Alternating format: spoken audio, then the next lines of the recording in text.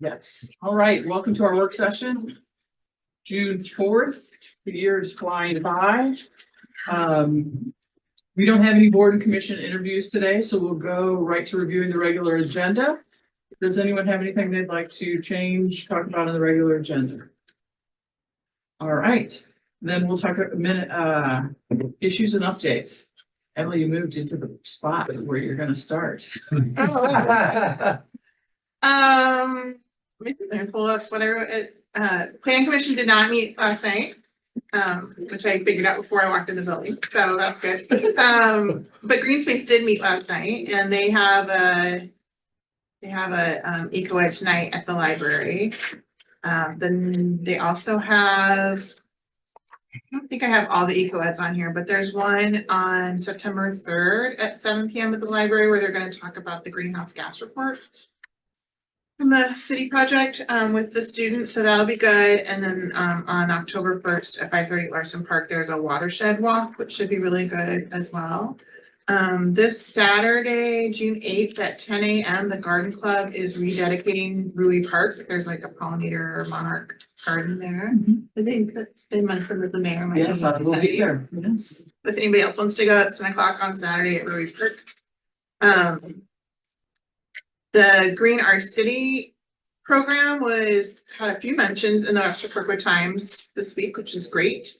The application is online. This is the program where citizens can request a tree in the city right of way in front of their homes, and then the residents are responsible for maintaining that tree for 2 years, and then it becomes responsibility of Public Works. So the trees will be going in early October. This is a great program, but the deadline is June 16th. So if you know anyone who's interested in a free city tree in their right of way, that's available on the city's website.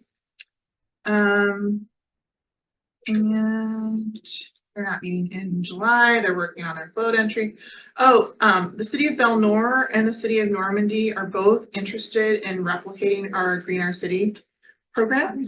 So I said they should just keep it the same name, and then you can like track it back to Webster, but I don't know what they'll call it. But what a fee, tell them. but that's great. The NOMO April is, we didn't start that, but that's spread through St. Louis, and we were kind of early on that too. They're gonna get out to Ivory Crockett and do some cleanup on the pollinator garden there. It needs a little TLC. I had a question. Dr. Peoples, I think. So there's been kind of, and maybe Renee too, there's been like a MDC. Sorry.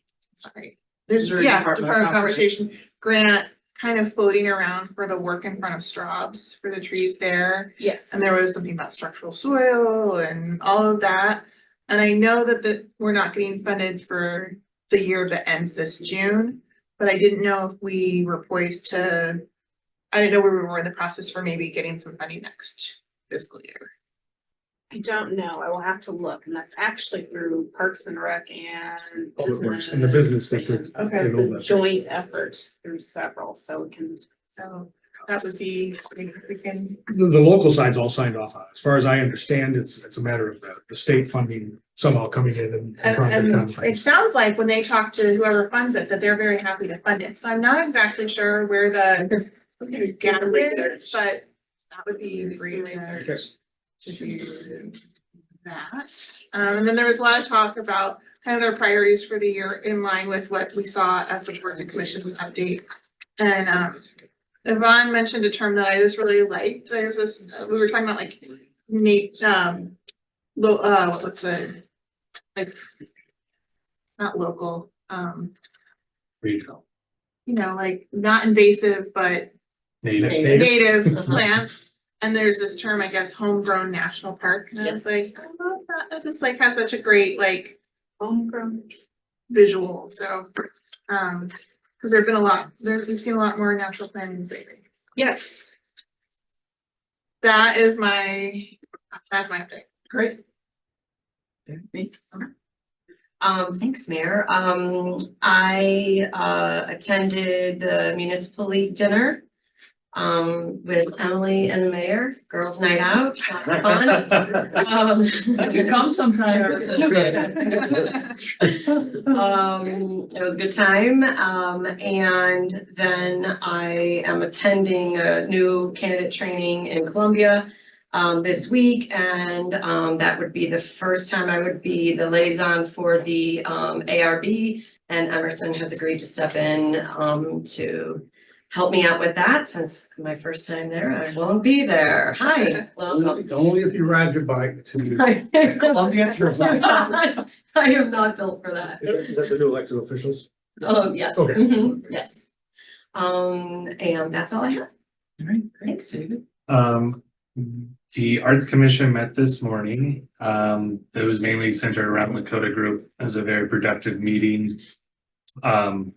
They did obviously have knowledge of the Parks and Recs decision not to move forward with renaming the park or recommending renaming the park, the sculpture garden, after Jerry. And so I had said, and they had requested, or they had consented to my decision to bring it to council. So I will be submitting that form and proceeding. Other than that, no other updates. I only have two updates. Let's not forget about the Webster Rockville Ministries Trivia Night is on June 14th. I'll be happy to see everybody with the table or sponsorship. And then on this coming Thursday at 7 o'clock, Lindsay Stevenson, the president of KBC Missouri, she'll be making a presentation about their alliance with the St. Louis Children's Hospital and putting a facility on their property for mental health for kids. So it's you're welcome to join if you don't need some more information on that. Very, very it's exciting. Mhm. Yeah, we had that in our community. That's it. I had no update there. Just two things. Thank you, Mayor. Art Fair is this weekend on Eden Grounds, and then the third annual Juneteenth celebration is June 20th at Ivory Crockett Park, 6 p.m. Hope that lots of people will join us. It's set to be a good time. Thank you. Katie, you updates? Okay. I'm actually brief tonight. I wanted to say thank you. We had a number of staff members who participated in Hickson Career Day. Mara, I know you were there. I'm not sure who else was there, and I was there and did a panel as well. So thank you.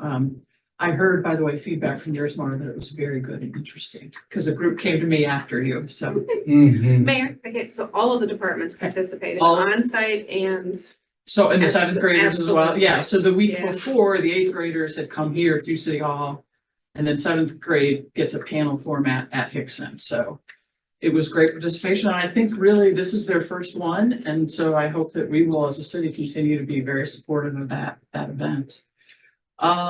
Second thing, just a point of information, I re-upped for the executive committee of the St. Louis Municipal League. So if you need anything from the Municipal League, let me know. I'm sure. And then finally, boards and commissions, later this week, you'll get the letters. You've seen the drafts, but we'll get the letters both to staff and to staff liaison and council liaison, so you can report back to your board or commission about their budget request and their work plan. So hopefully we can see that to them, in June and July meetings at the latest. And I think that is it. I do want to pause because usually someone's remembered something. Not tonight? No, I did yeah, read, thank you. yeah, there you go. I did read something from Doug Miller about the, It's an informal. okay. Yeah.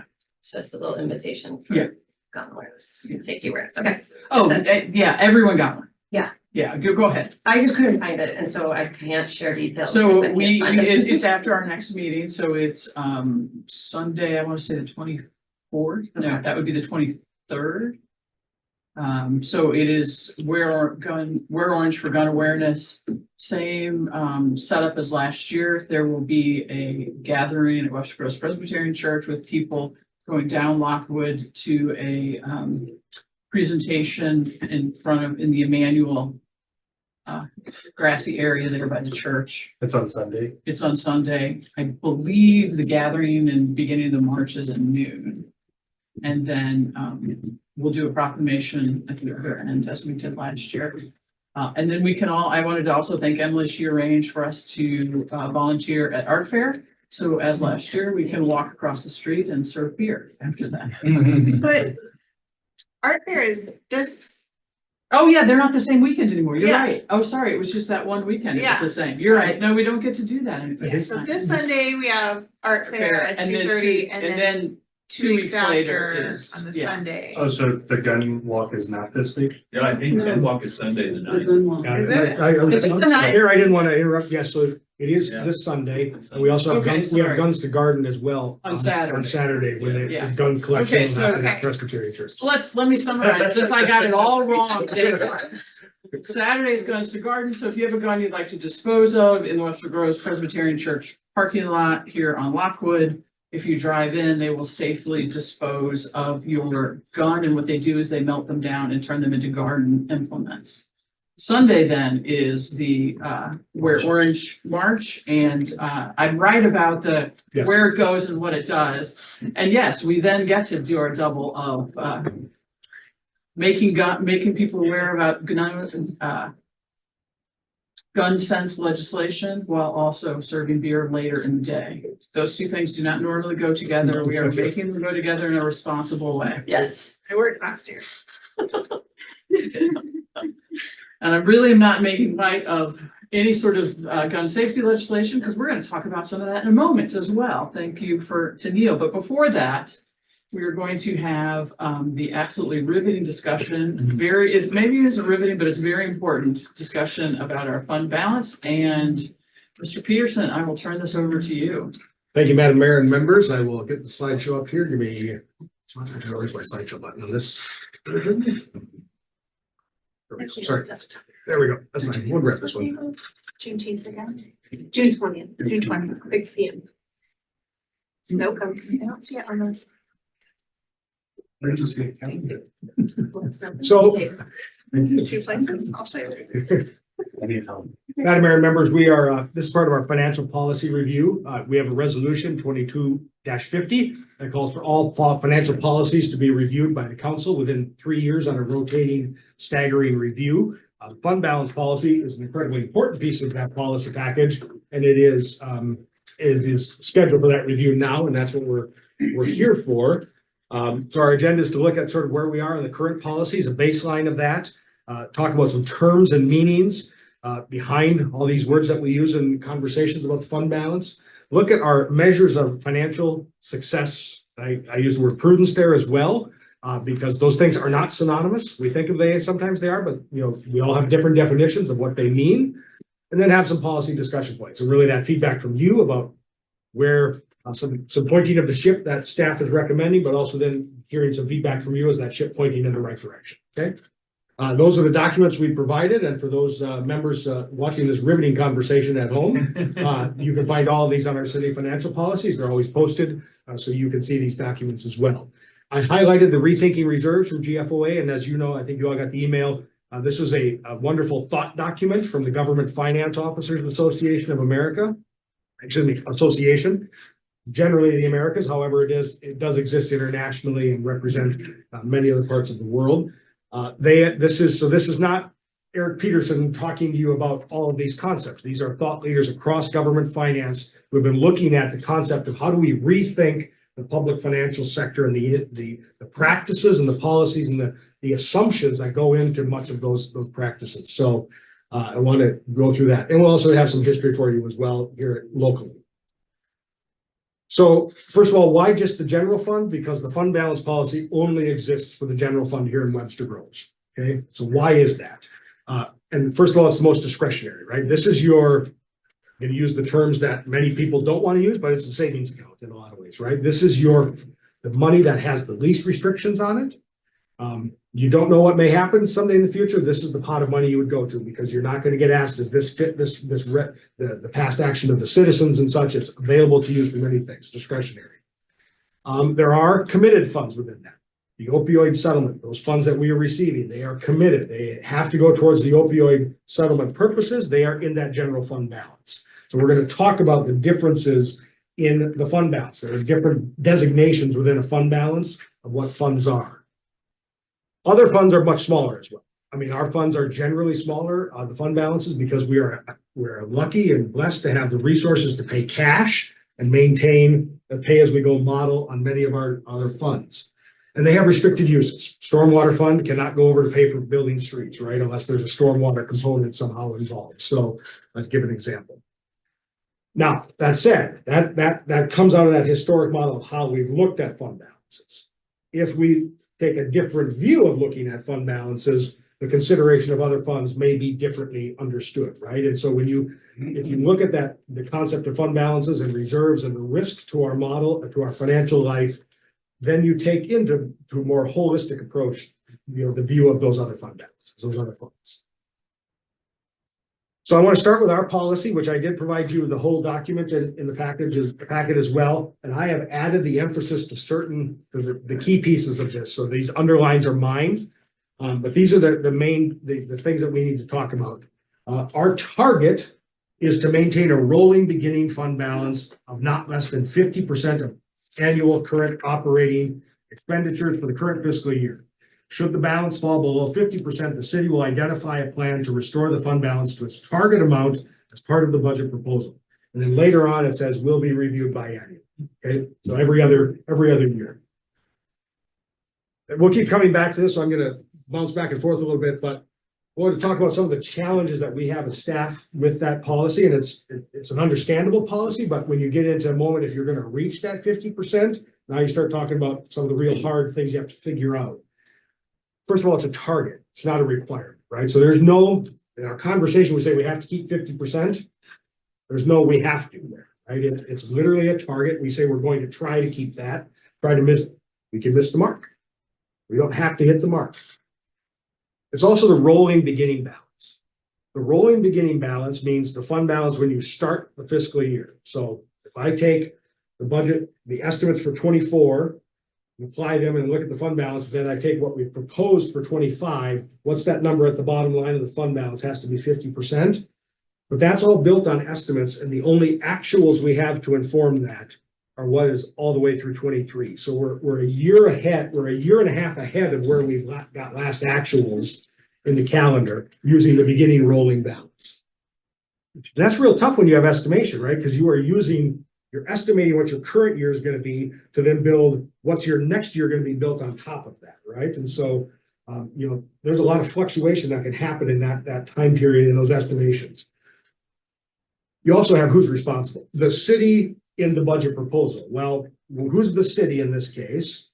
Because the budget proposal is owned by the manager under the charter and has to be brought to you by a certain time. So the city's supposed to fix this, but the city is not yet, the city have not yet had the budget proposal to fix it, right? So I mean, we've got just a chicken or egg in this problem of who fixes it. And then of course, the policy says we'll review it every other year, and our overall policy says we'll review all the policies within 3 years. So just, which one are we following and such? When do we want to bring this back for those conversations? So that's just basis on the words, of where we're at in the current policy when you look at it. This is a history of the general fund balance. So you all have, I want to be clear, this is the closing fund balance because these are the actuals, okay? If I use the beginning fund balance, I'm always going to give you estimates that you have when you're planning the budget, but not the actuals that we close out at. So these are the closing fund balances. So I know that's a difference from the policy, but it is the far more accurate number because these are the audited statements bringing you the financial fund balances. So Eric, Yes. Is this in the same year? So the fund balance for a certain year? That's correct. Divided by the actual for Actual, that the same actual, fiscal yeah, year. exactly, yes. So again, the policy is meant to try to keep us from pulling down reserves in a big way. I believe that's what the intent was, is to show we're going to have a strong fund balance and not to use one-time money for ongoing. But again, when you use the actuals in the closing fund balance, you're getting a much more accurate representation on where you're at rather than those estimates.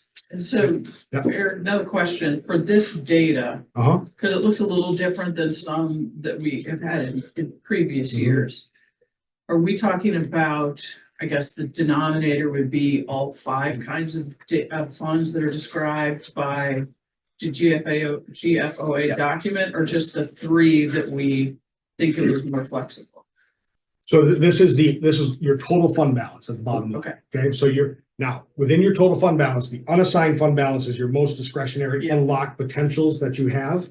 There's not much in the other four in our bucket in our world, other than some years you may get like the year we carried some CARES Act money. You may get, some of that is called restricted because it has a purpose behind it, but essentially it's not a huge amount. Okay, so this is all of it. Yes, But we recognize as a city, we have very limited restricted Exactly. funding. exactly. Okay, Yep. thank you. One question, I know you went all the way back to 2015. Yeah. But if I remember correctly, somewhere along the line, I guess it might have been 2009, that we received a lump sum of money for the sale of a water company. Yeah, so yes, not in 2009, I'll get to some dates. This policy, from what I understand, was really driven out of when we looked at the 2011 street concrete road project and those bonds, there was a larger issue. It was really then we were identifying if we want to go for a better bond rating, we're going to need to implement some policies that we hadn't had in place. And this was one of them. So that's what drove this kind of policy creation. You are correct, though, and I think it was 2012, the large deposit of about 12 million cash for the sale of the water system really funded this much of these millions that are in the fund balance. Prior to that time, we didn't have. Correct. You were carrying this amount of balance through the general fund. When you look back to other audited statements farther back. Not that we did such a good job in doing the reserve, it just happened to fall in our lap for this sale, and now we just been maintaining it. as we move. We've had a windfall and we've generally maintained the windfall, if I can use that term. Okay. And we obviously have maintained a very good job over the actuals over many years. So if you look here, about 12 million in cash generally through 19 at about 70% of what are the annual operating expenditures. In 20, I would expect to see a hit with COVID hitting at the end of that period. When you look at recession data, the COVID recession was 2 months long. Economic recovery bounced back in June of 20. So they count April and May as the recession period for COVID. Surprising. That much of a bounce back, but you really see here, we come back up a slight change in 21, and in 22, the budget in 22, you drop down to 54% fund balance, and then again, we have obviously implemented deficit reduction and other factors, and our actuals bring it back up. We're now at 76.91. Again, many different factors there. That's the highest number I could come to calculate without having to really dig through a lot of different paper records that aren't readily available. So we're at a high point in our estimate for closing 24. I just want to highlight, how can we be at the same number and fall by 10% in 25? We've added almost $1.4 million in pension tax revenue into the system. So you've now got that pension cost in the general fund, so your denominator's gotten bigger. So the same amount in fund balance, but you've got a larger pool. So that's where that percentage change comes from. And I want to point out there's many different variables here, but again, here you start to see the cost of labor, affecting certainly those fund balances, as we've talked about many times, and being able to fund those issues. So, other questions before I get to terms and meetings? So I know this is a confusing chart. I had someone ask me, what's that arrow mean in the no? And it's fundamentally, if you're going to talk about fund balance and you're going to talk about reserve, they are not the same thing. Fund balance is not a reserve. A reserve is not savings. We use those terms for simplicity sometimes, and I think it's done more now that we get to the moments of making the definition to cause us some harm. I'm trying to help people understand what we're talking about.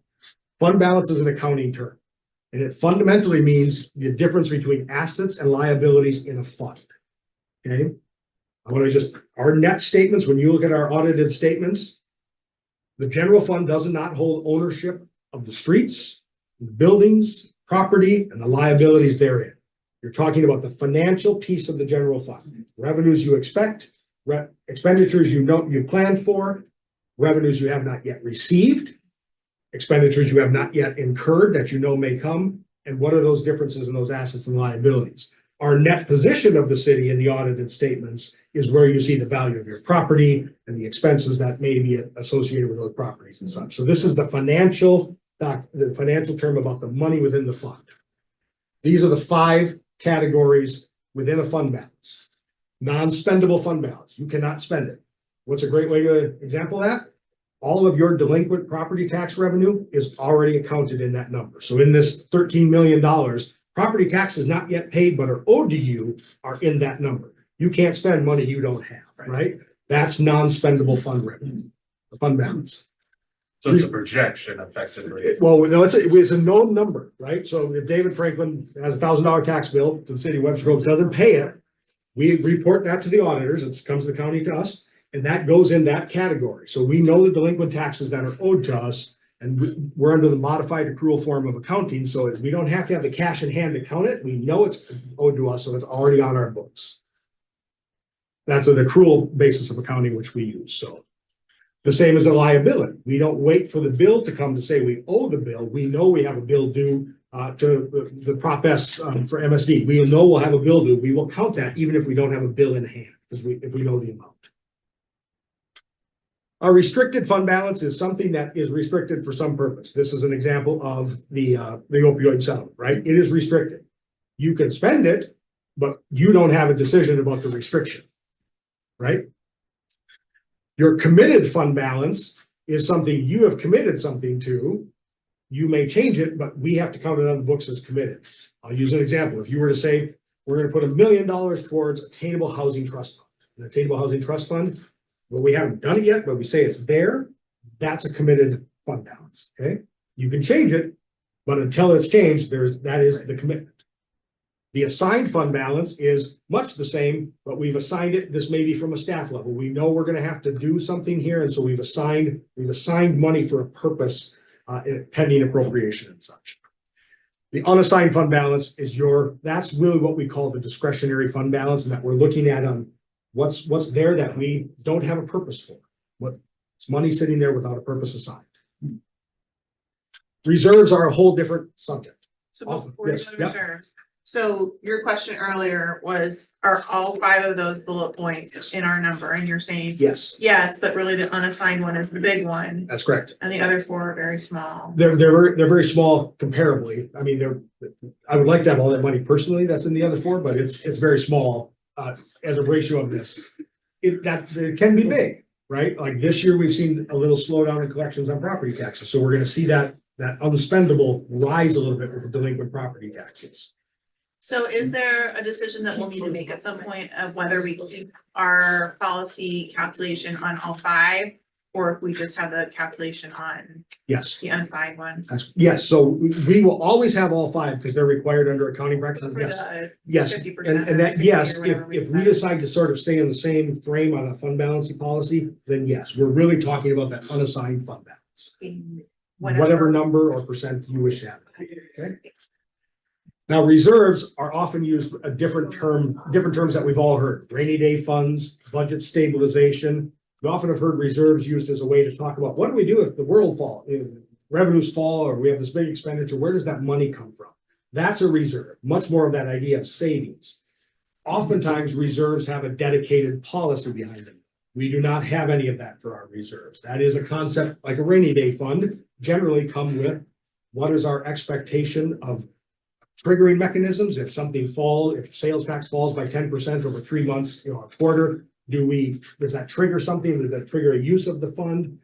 Does the fund get our first priority drawdown if we need money compared to other things? Is it held only for that purpose?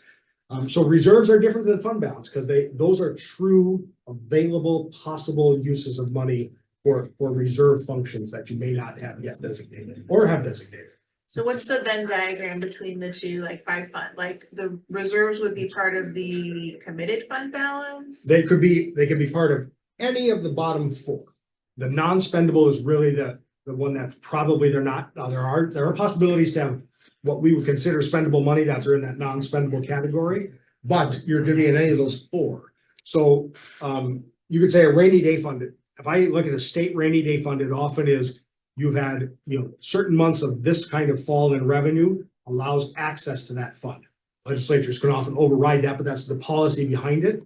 That would be a restricted fund balance. That is part of your reserve, part of the fund balance. It's a reserve.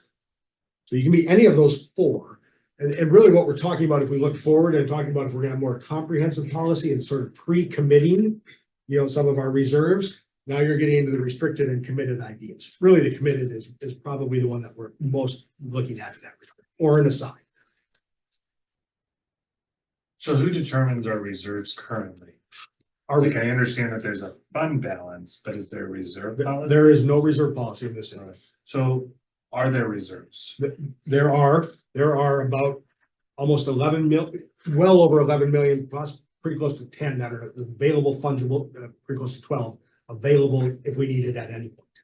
But that is not considered a fund balance. The fund balance is larger than that, the total fund balance. Thank you. So if you go to the audited financial statements at any point, you'll go all the way down, it'll say the total fund balance, and one line above it, it'll say the unassigned fund balance. And that gives you your discretionary money, but again, there's more other things that are, So any money that is not accounted for, that is not an expense, automatically goes into the reserves? so when we get to the end of a fiscal year, our revenues that come in, if they exceed the expenditures, that will increase the fund balance. Reserved, committed, assigned, or unassigned. But who determines whether it goes into the reserves? Again, we do not have a reserve don't have a policy. We don't have reserves by policy or by name. We have simply a fund Well, balance. we do have 11 million in reserves, so who determined that 11 million went into reserves? That's again where we get to terms. Really, we have 11 million in unassigned fund balance. Okay. That makes sense? So, Yes, thank you. and I think that's part of we get to the last slide, that conversation about, are we going to have reserves? And then if you're going to have reserves, what are you reserving Yeah. for? So Gotcha. again, riveting conversation, right? Well, this is much more important. Yeah, we've been discussing since we've been on council, Yeah. like, what do we do with this money? Yeah. Because it's taxpayer money. Yeah. It's incredibly important. I Yeah. completely agree, and it's why the rethinking process that came up, because it's obvious that the current way and practice of talking about this has not yielded success across many areas on how are we gonna prioritize use and understand our risk really to the city, to any government. I also want to talk about markers of success, and I want to be exceedingly pleasantry in my criticism of politicians, including ones I have supported many times in my life. There is, and I'm going to use, since we have the Olympics coming up, a great example. Winning a gold medal in the 100-meter dash does not make you Team USA the #1 team at the Olympics. Financial success can never be brought down to one marker or very few single markers, right? This is why when we look at bond ratings, there is a multitude of criteria that the agencies are looking at. And unfortunately, we often boil down to couple very easy ones because it is easy for us, but also people in the world to understand these things. And they are markers, but they are not the totality, the sum of what is financial success or good prudence or good stewardship of public dollars. One is savings. The idea of reserves, how big your fund balance is equals success, right? Usually again, as politicians, we got more money in the fund balance. That's a good headline, right? I understand that. We're healthy, right? Yeah. I turn there around and say, why are you taxing to save? What's the mission of the organization if you are taking the money in to sit on it here, right? We're not a bank. And what is our community opportunity cost that is unfunded? I use the word chasing here in my Olympics theme. If we're chasing that marker and that goal, if that's the goal, what have we left unfunded that is now an opportunity cost that someone else is bearing, generally not supported by the public? I think of things if we underfund a park, now we get to racial justice, social justice, climate justice, all those things. What have we left unfunded chasing this goal that we could have potentially worked on? Again, not being critical, it's just simply asking that question. And those things are one-time expenditure. That's correct. And these are one-time dollars, right? I mean, as we look at our fund balance, we are not every year throwing another $1 million in our fund balance because we have revenues exceeding our costs. We know that, right? I mean, it's very small additions to the fund balances lately, if we are making any. That could be a reason for our structured deficit spending. That's correct. If you have that available, it's very simple to not deal with ongoing versus revenues and ongoing expenditures because you have money on hand and just pay the bill. So I also want to talk about bond ratings because we talk about this all the time. We're going to do some bond sales. We want a higher rating and it means lower interest, right? And it's a great headline. Again, we moved up in a bond rating. Webster Groves under Moody's is a AA+. We are one step away from the top. There's only one rating better, AAA. And a very tiny amount of people, governments have that in America. We are highly sought after. Right now, I'm getting calls every day. Everyone wants our bonds. They want to know when we're gonna sell. Okay, they want our money. Just to be fair though, Eric, when was the last time we were double A? Were we ever? You mean lower or No, what we. Have triple A? been We've never been triple A. Have we ever been what we are currently? Yes, we've been that since the 2019 review for the bond, for the firehouse. So, Okay, well, props to you guys for doing it. and the previous administration, this has been a marker of success that we've adopted in a way. And Moody's points out when you look at our rethinking revenues that if you're AAA, your fund balance is 25, 35, sometimes a little over of where we're at of fund balance of performance and budget. But only 30% of Moody's rating factor is your fund balance and cash, right? Those monies you have available. And so there's a great question to ask there that GFOA is asking us.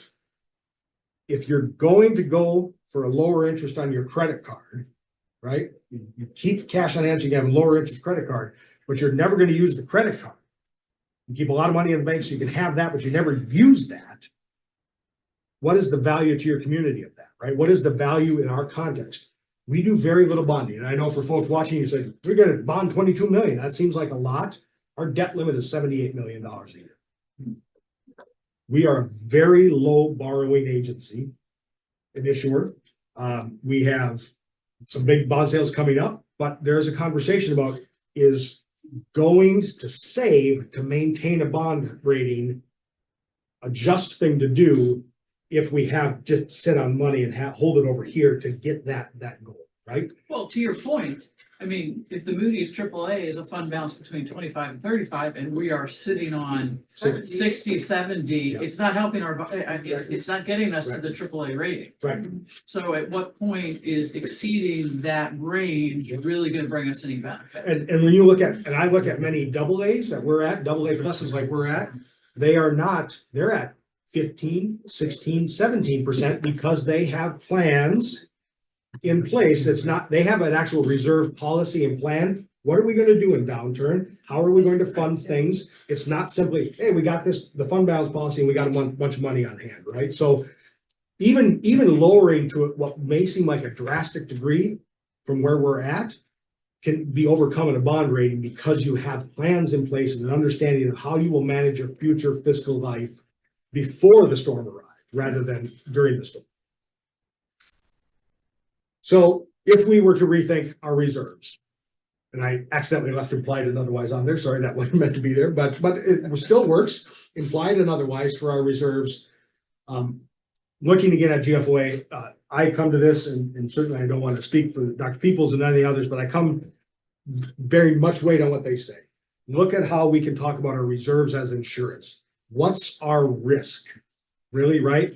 We just went through COVID-19. I wish I could find all the numbers. And I look back at the Great Recession.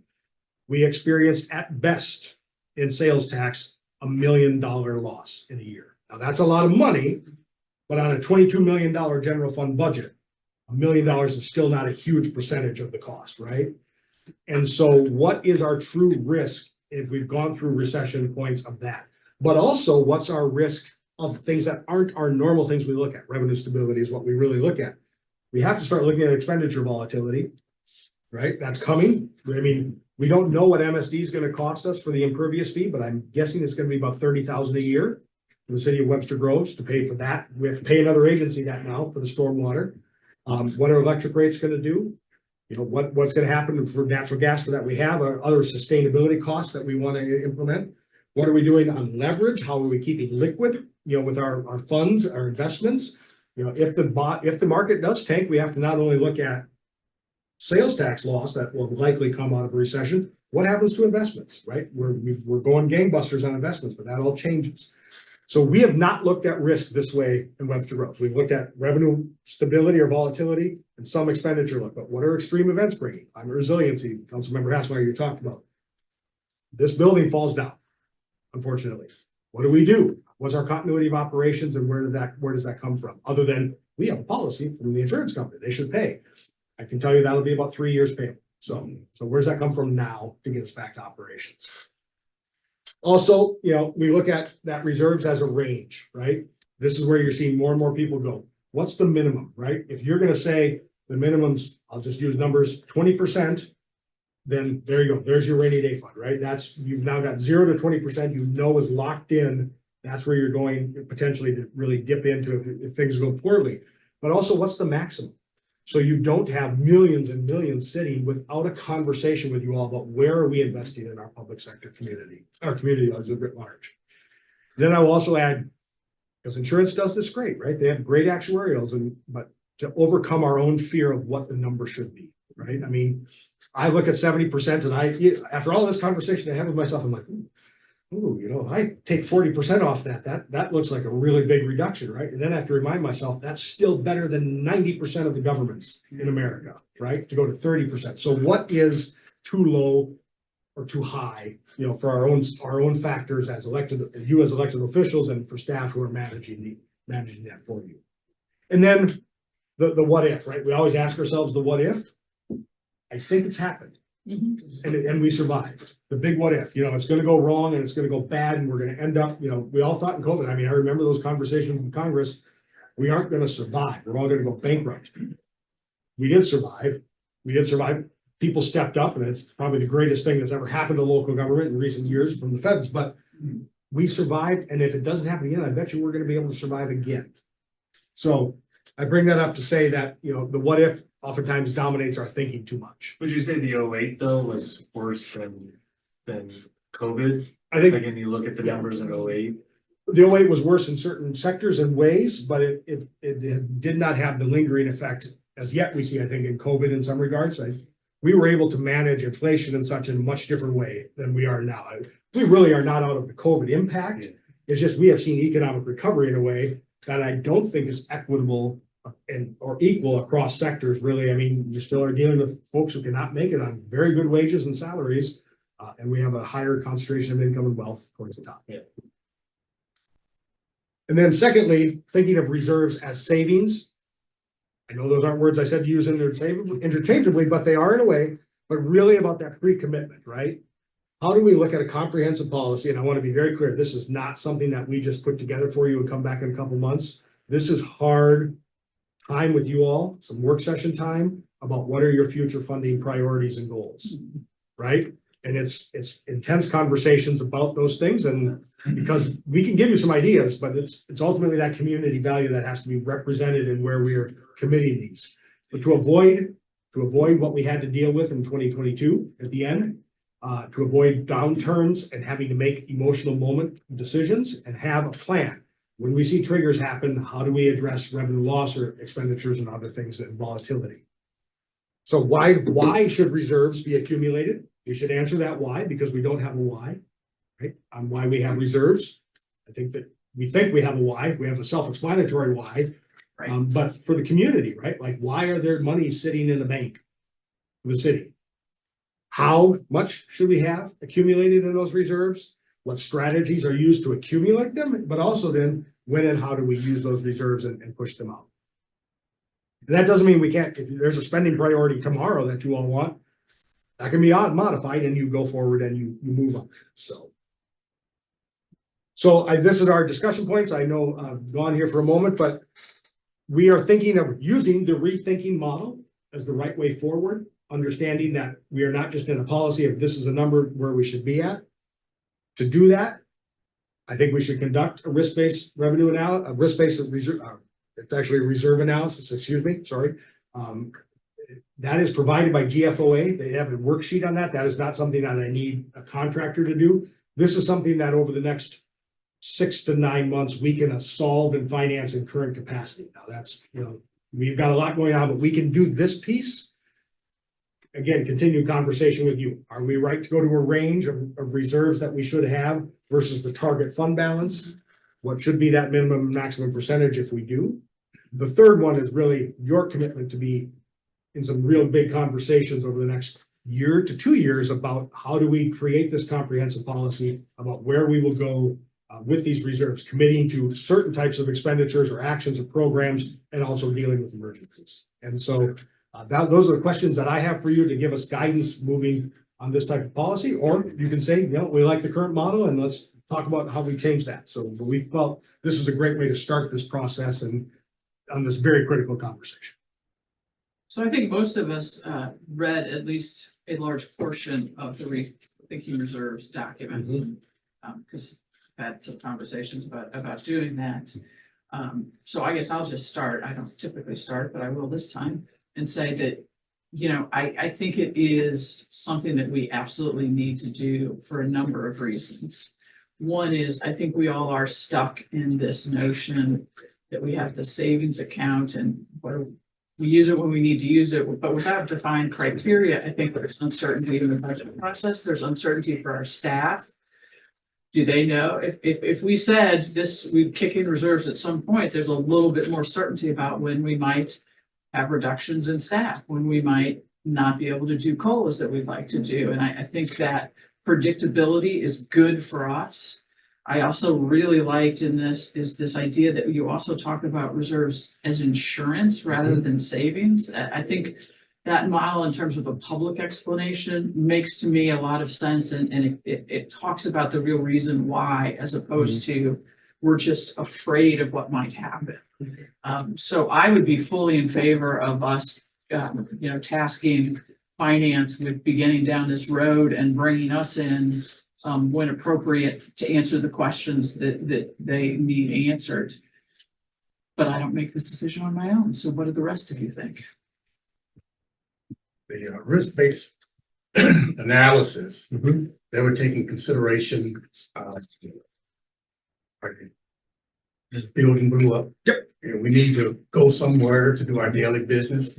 What it would take for us funds to commandeer a library or the Correct. some board of education building, whatever, and that cost. And I guess the cost of the staff working from home. Where we need that technology so that ones that don't have a computer we can get computers and get them ready for that.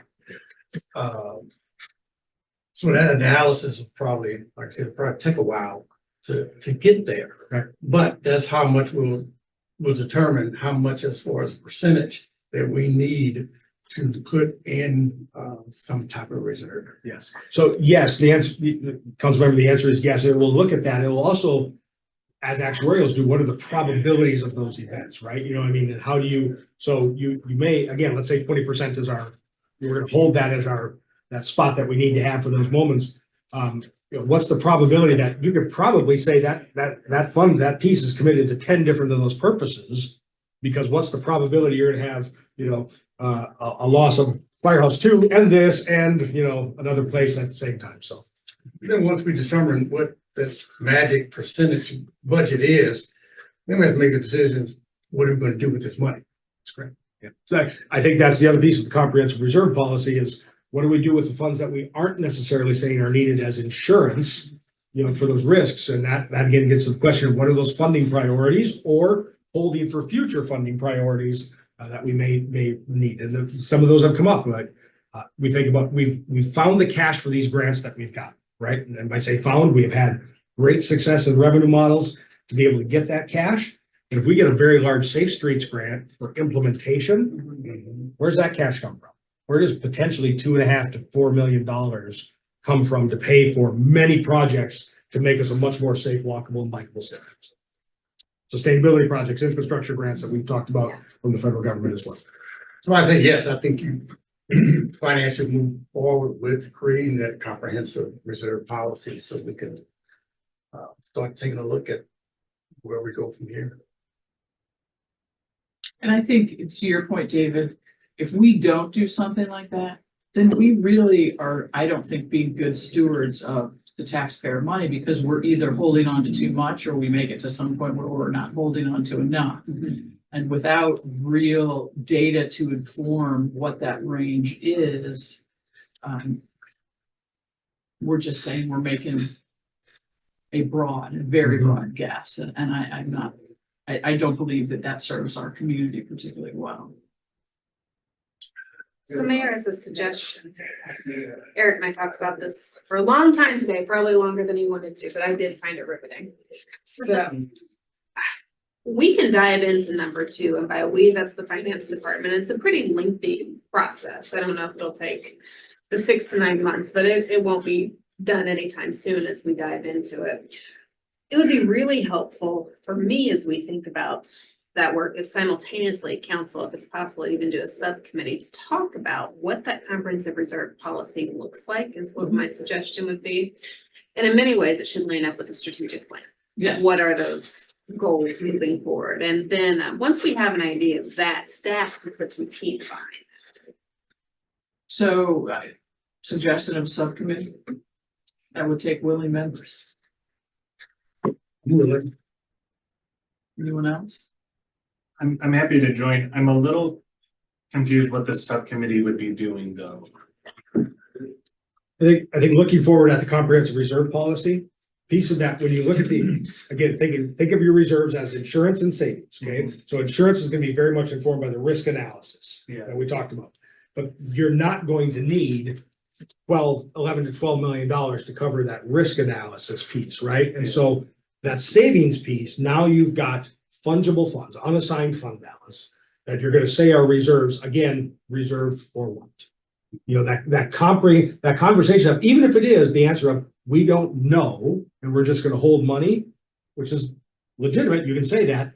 We've never said that. That's implied, never said in policy. So that's what I think, really pre-committing and looking at those ideas. Well, I think it begs the question, should we have any reserves?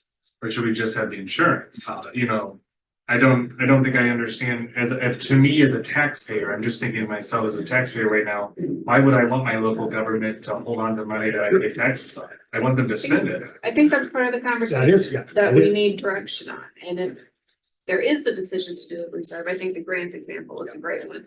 What's the appropriate dollar amount? What grants are the priority? Because that directs staff work. And then is there within that policy, are we going to, we being council, review that every 2 years? If we don't get that 4 million Safe Streets implementation grant, then what? How are we redirecting these funds? So, and I'll certainly assist, but having those priorities from council, those things will help.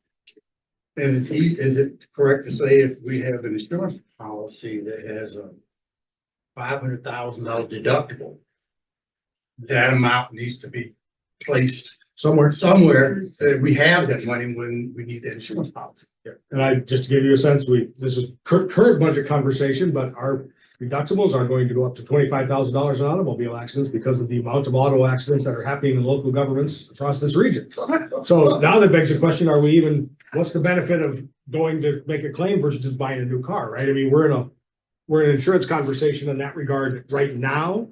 Those deductibles are not off the table in that regard. And they're self-insured versus. Well, is that something that we want to look into? Like, So, We just received this information and it's pretty damning. A $25,000 deductible as that comes across. So we'll be sharing more information on that, but there's a lot of implications for that. And especially as we talk about our larger, and this is just for police vehicles, it's any Parks and Rec vehicle. But as we talk about outfitting our more expensive vehicles, whether it's police, fire, this is a huge conversation. So I'm gonna suggest, because we do have a lot of people waiting for our regular meeting today, that if we would like, are people interested in having a subcommittee to kind of work through some of this with finance? Obviously, subcommittee would just make recommendations to the full council. No decision can be made by the subcommittee alone. Yes. Yes. I'll just like, I think a lot of us are. I know, yeah. Do we not need a subcommittee? Now, our problem is if we don't do a subcommittee, then we have full scheduled meetings with all of us and we know scheduling sometimes could be a problem. can we all just be invited and those that can attend? That way we keep proceeding along the path, but. Okay, that's fine. Special work So sessions. in other words, we'll have essentially work sessions not in our regularly scheduled time. Everyone will get an invitation and whoever can come at those times. Yeah. And then whatever work product gets produced will be shared with all of us. I think that sounds. Is that all right with the two of you? Can we discuss that further? My concern with that is the staff time in preparing the work sessions and if council's not available or if there's not members. I want to make sure if we're going to schedule that and go down that path that we have the meetings. Well, let's say that we won't go forward with any meeting. A typical subcommittee would have at least 3 members. Yes. So we would not go forward with any meeting unless 3 council members could be in attendance at that So time. we'll need to RSVP and let people know, Correct. like, And then- not just leave it as Can we tentative. record them? in order that if I Yes, miss we one, can I do can that. come to the next one Yeah. ready. Yeah. Yeah. Good, yeah. Absolutely. So if the whole council shows up, it constitutes You a. got it. Yeah, so you need to RSVP prior to 24 hours before, so Right. you can. So we can post it, yeah. Excellent, thank you. I don't think posting's a problem. I mean, they can be a public meeting, that conversation. This is the critical conversations that we need to understand, so we know as we're looking forward again, how we're gonna Yeah, find something. and I think just as a matter of course, we should just advertise at the public meeting, have it be a public meeting, whether it's three of us or all seven of us. That way, you know, Katie, the clerk's office doesn't have to decide whether or not to advertise it. The agenda is gonna be pretty similar, so.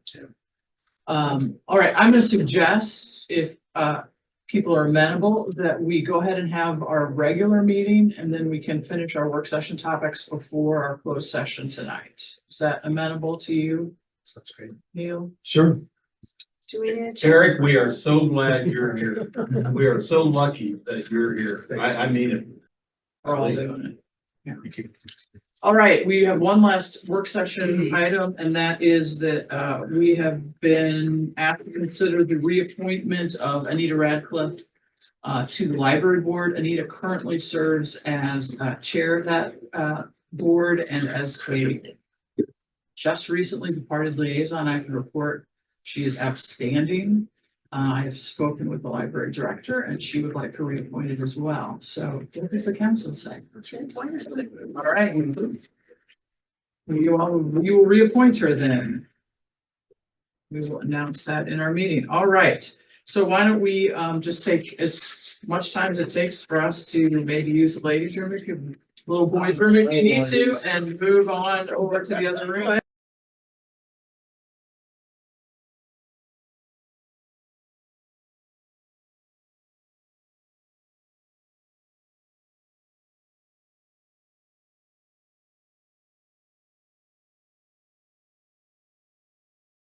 Happy to have you all with us. If you would like to make a statement during our opportunity for remarks from the community and visitors, we ask that you fill out a speaker card. They're located on the table right there by the front door. You can then just hand it to the city clerk, deputy city clerk there, and you will be recognized by me at the appropriate time of the meeting. That's 3 minutes of time for our speakers, and we'll check for those of you online who might like to make a public statement with the raise your hand function. And I see we already have one hand raised, so we'll get to you when we get to public, to the community comments a little bit later. We'll start as usual with the roll call. Yes, Mayor. Mayor Arnold, Here. Councilmember Bliss is absent. Councilmember Franklin, Here. Councilmember Smith, Here. Councilmember Alexander is absent. Councilmember Hickson Shepherd, Here. Councilmember Hasselmeyer. Here. All right, thank you. We have a whole lot to celebrate tonight. We're going to start with two proclamations that in a different kind of thing. I'm not going to read them myself.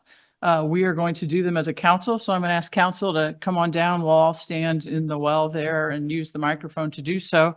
And then we get to celebrate Acting Chief Greg Perks here, which will be great fun. And if you're here, stay around. You got to have cake with us.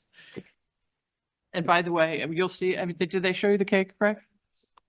Don't let them cut it until you've seen it. It's absolutely beautiful. All right, so let's do our proclamations, folks.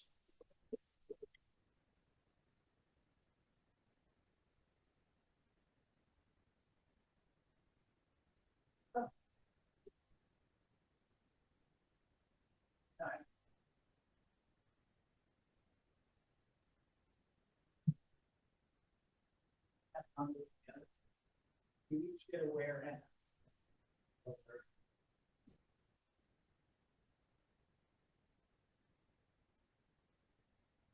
Whereas on January 1st, 1863, President Abraham Lincoln's Emancipation Proclamation went into effect, recognizing and securing in law the unalienable right to freedom of every enslaved person behind Confederate laws, and Whereas over 2 and 1/2 years later, Union Army General Gordon Granger arrived in House of Texas. Read Order Number 3 on June 19th, informing the enslaved residents of that state of their. Whereas from that day forward, June 19th has been a day of celebration, prayer, and reflection focused on the history, hardships, and achievements of African American people throughout the United States, and the work of securing liberty and justice for all continues as communities around the nation confront, challenge, and seek to eradicate systemic racism.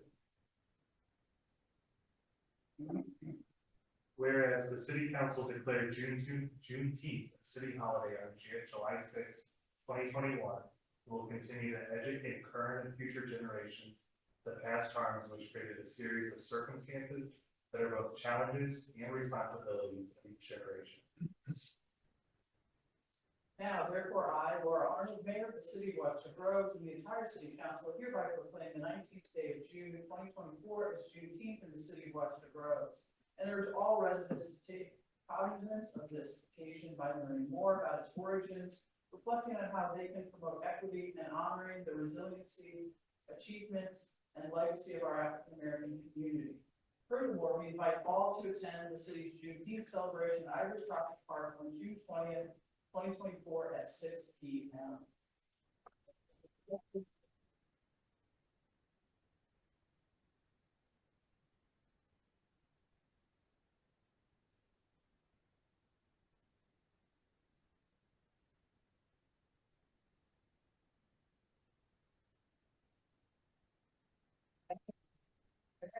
City of Webster Groves values diversity, equity, and inclusion, and respects and honors the dignity of every human being.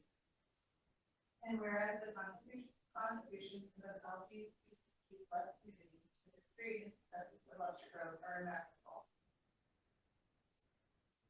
Whereas the month of June is the nationally dedicated to LGBTQ pride Month, and has recorded in the Stonewall Inn uprising in New York, 1969, Christopher Street Liberation, the LGBT Civil Rights Movement. Whereas Pride Month is a call to action for equality, liberty, and justice for all, and has become a celebration of our LGBTQ plus lesbian, gay, bisexual, transgender, queer community, family, and friends, and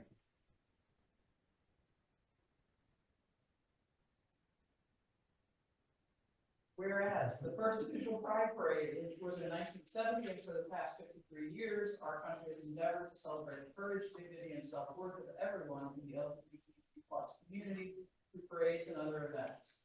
Now, therefore, I, Laura Arnold, Mayor of the City of Webster Groves, and the entire City Council hereby proclaim the month of June as Pride Month, and June 28th as Pride Day in this City of Webster Groves, and urge our community to join in this uplifting celebration of diversity and inclusion that is national and global.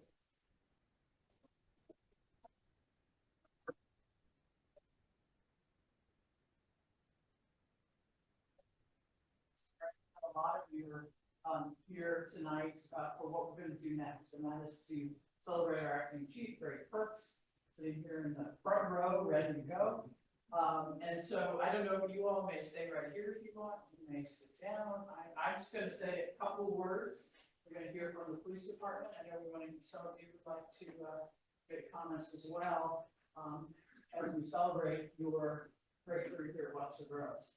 Now, I wrote some things down because I can't do it without writing things. So, as some of you know, I've been on council. I was on council for 4 years and I've been mayor for 2 years. So, the first time I met Acting Chief Perks, or at least remember meeting you, so for that, forgive me for not remembering, was when we did an intruder drill for the city council in the boardroom. And I didn't know that that was part of what I signed up for when I ran for city council. And I will tell you, the thing that most impressed me on that day was how thoroughly concerned about our safety Acting Chief Perks was. And how patient he was in asking the many of questions that came from myself, from Councilmember Franklin as well. I don't know if you remember. And then I think the most actually came from our council member who's not here, who also wanted me to wish you the best, and that is Councilmember Bliss. We were a class together. We didn't know about this, and I appreciate to this day the degree in which you taught me how I need to behave as a council member to ensure my own safety. I am very appreciative of that. So I can certainly suggest your concern for safety, both of those of us who serve, but also the entire community. I know also that you have tremendous respect for history. I know that without your efforts, we really would not have had the same kind of memorial for Jacob Bush, who is the only officer to have died in line of duty in the city of Webster Groves. And I think our recognition of that as a city driven by your efforts, I think is an acknowledgement to our police officers how much we need to remember the risk that they take all the time and what that means not only for our officers, but for their families. And so I know as part of that process, I'm certainly very grateful for your participation in making sure we do justice to that memory. And then the last thing I'm going to say is one of the things I really appreciate the most about Acting Chief Kurtz is he has the ability to be incredibly enthusiastic and pragmatic at the same time. And there are not a lot of people that can do that, right? Because a lot of people who are very enthusiastic think, well, I'm just going to get it done no matter what, but the world is, I'm going to make this happen. And I love the fact, especially sometimes in dealing with some of our more difficult citizens, that there's a pragmatic side to you that really wants to just find how do we do this well and get the job done. And so I, and on behalf of the council and behalf of all the residents of Webster Groves, just want to say a very big thank you to you for your commitment to all of us for these past 27 years. Thank you.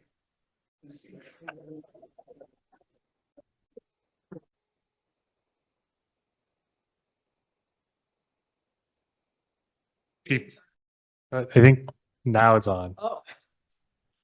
Chief Burks, I think one of the most unique things about Webster Groves and our employees here is the longevity. And I think you not only demonstrate the longevity of how many of our employees stay here for so long, but I think you also demonstrate the highest values of what it means to be a police officer. If you talk to anyone in Webster Groves, they either know you or Chief Curtis when it comes to the police department. And I think that speaks volumes to who you are, not only as an individual, but also as a police officer in an age where I think our police departments and the profession has been denigrated. I think that you have demonstrated how important it is to have good quality, kind police officers. So I thank you for everything that you've done here in Webster Groves, and you will be sorely missed. I thought about it from words to say. First, I was going to do a roast, but yeah, been knowing the chief for quite a while. So I want to thank you for your service to Webster Groves. You've always been responsive to the community's needs, and you've always been responsive to the members of North Webster as well, and a good liaison for the PCEB board, the Police Community Engagement Board. You brought a lot of good information, a lot of teaching, a lot of sharing of information that made that commission more knowledgeable. You have always responded to my calls. If didn't I see Dale back there? Yeah, if Dale couldn't do it, he said, I got somebody else to do it, and he always referred you to me. So I just want to thank you for all that you've done for Webster, and much luck and success on your next venture. Well, I just wanted to add a little bit. I think we've said, covered a lot here of great words for you. Your service comes to mind, first of all, the length of service, but also the depth of service, how much you care for this community, how you work with the residents, and your level-headedness and your good judgment in that. Really appreciate that and what you've dedicated to the city for this long career, which is very much recognized and appreciated. I have a lot, would have said a lot of the other things too. So ditto to a lot of that. But the other thing I wanted to mention is I really appreciate your sense of humor, which I think goes to the enthusiasm too. Like you have a great mood about you, and you bring lightness to the room, and you just, I really appreciate even when things are serious or the topics are of a particular importance, you always seem to bring in a little bit of levity as well. And I that's really important, and I appreciate that. We wish you well. Yeah, of course, I'm going to say something. I I've known you the shortest amount of time from a council perspective, but the man, the myth, and the legend I've known of you since I've been engaged with Webster Groves as a city for the last 5 years. And I just want to thank you for all that you've done. Your family is just, I'm sure they're so proud of you, and thank you to the sacrifice of, you know, being a part of this civil service. Like, it's really incredible. And so thanks to you and your family and your girls, and I wish you all the best in what's next. Mhm. Okay, now you have to come up. You're gonna have to stand right here in the middle as I read all the amazing things in this proclamation. And then there'll be somebody else to say more nice things about you. Make sure I read it correctly. Yeah, that's good. It's good. I need some oversight. All right. Whereas Acting Police Chief Greg Perks began his employment with the police department on October 20th, 1997. Greg has a bachelor's degree in criminal justice administration and a master's degree in management from Webster University.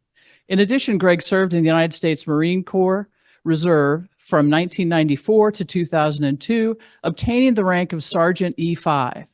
Greg also received 3 Navy Achievement and 2 Selective Marine Corps Reserve medals. And whereas Greg's tenure at the police department had him quickly rising through the ranks to become captain, and most recently, he served as the acting police chief. Greg has served as a motor officer, the community-oriented policing unit, school resource officer, commander of operations. He was the recipient of 2 certificates of merit and 9 letters of recognition, which included the Police Officer of the Year award in 2005.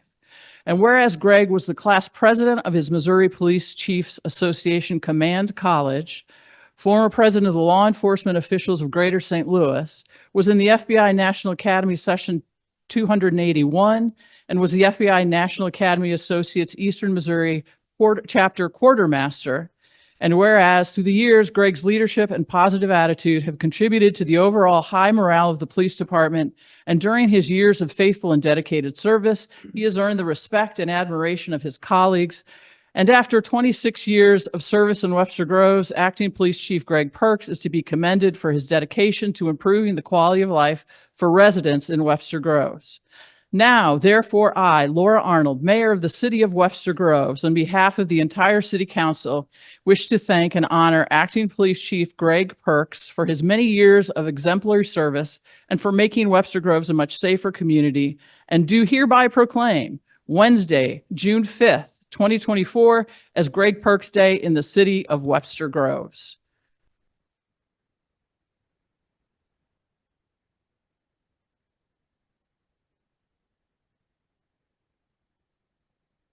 Okay.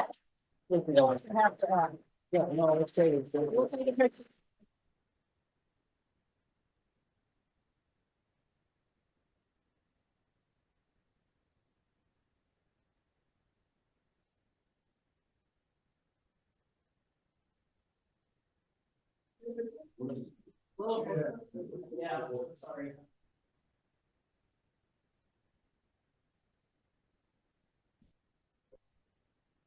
All right, you don't get the microphone yet. I'm going to invite I need to use it.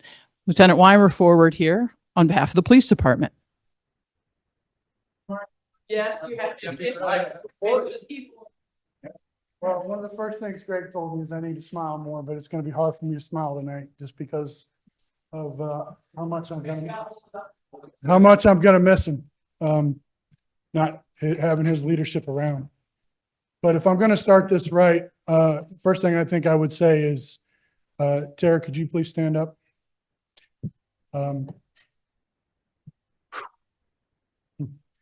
We pick up a lot of scars and baggage in this job. And we carry that home with us. And it's through our loving family and the support of those that love us that we make it through. And I just, at behalf of the citizens of Webster Groves and the officers in this room and the wives and the city council, would like to thank you for all the late night phone calls, all the birthday parties missed, all the Christmases that Greg wasn't being there. And I'd like to thank you for taking care of his family so that he could take care of ours. So on behalf of us, thank you.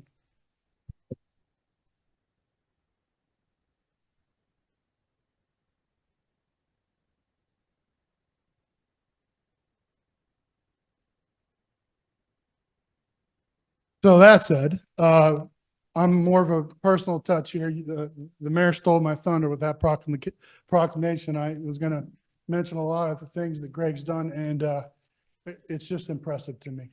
The career that he's had in 26 years, the dedication he's shown, the friendships and bonds, as you can gauge the room of the people that are in here, and how much he means to us, and how much he will truly be missed.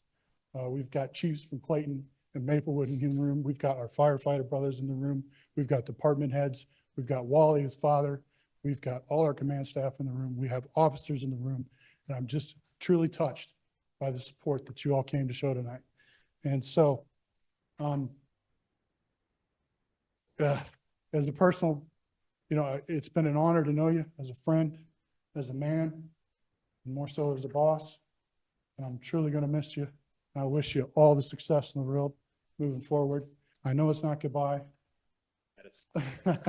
And, it's just been a great career, and I hope that I can fill your shadow.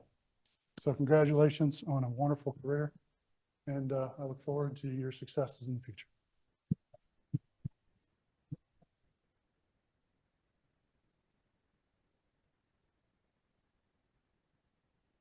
So this is the plaque commemorating his, I'm gonna call it 27 years of service. It's 26 and change, but it's close enough, 27. And this is his retirement badge. We're gonna go ahead and give that to him tonight.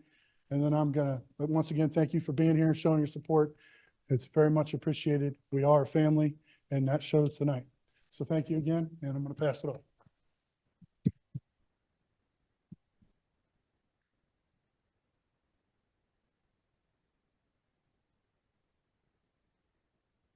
Your hands are getting full, but we've got one more gift for you here. And then, yes, you may take the microphone. I think I know what this is gonna be. Oh, really? You have a guess? The question is, do you know exactly what it's going to say? I'm looking at Vera. I know what it's gonna say. Oh, she did. Well, so much for that surprise, huh? Because he Perks Way, right? Way. He goes, we always put way on the signs. We always put way. And I go, Perks Way sounds dumb. It's gotta say Perks Place. It's gotta say it. If it says way, we're in big trouble. Oh, good. Thank you. Let me take the crap.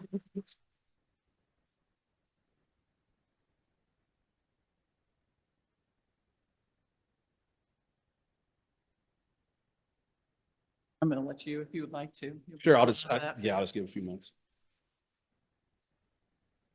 Well, first off, I just want to say thank you to everybody tonight.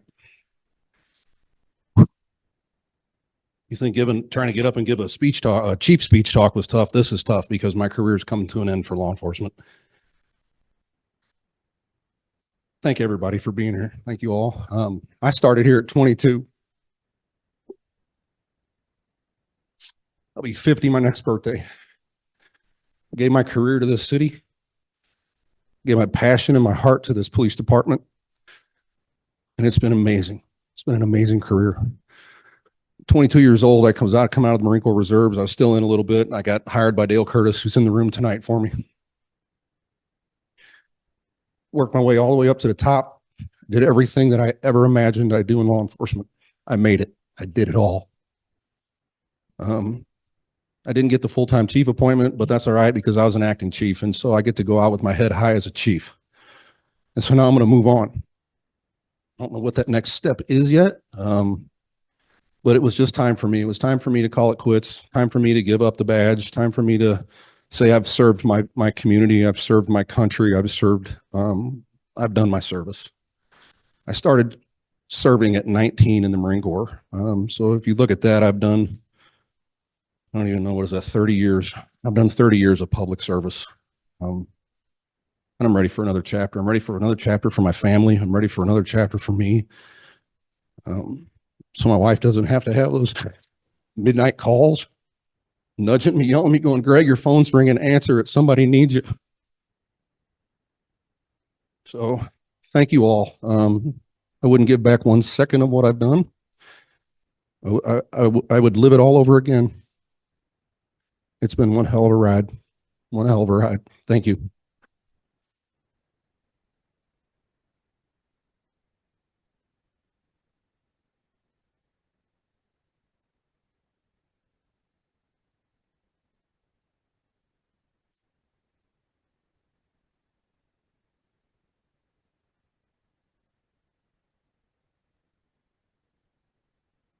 I hope you will all join us. We're going to step out into the foyer here and Greg's going to get to see the cake before it's cut. But then join us for some refreshments and you'll get your chance to talk to him in person and give him your personal thanks. And thank you all very much for being here on this really special occasion. So we will adjourn the meeting. Recess, right? Sorry, that's right. We will recess the meeting. Thank you. And resume. We'll let you know when we're getting ready to resume. We've got some celebrating to do. All right. Thank you.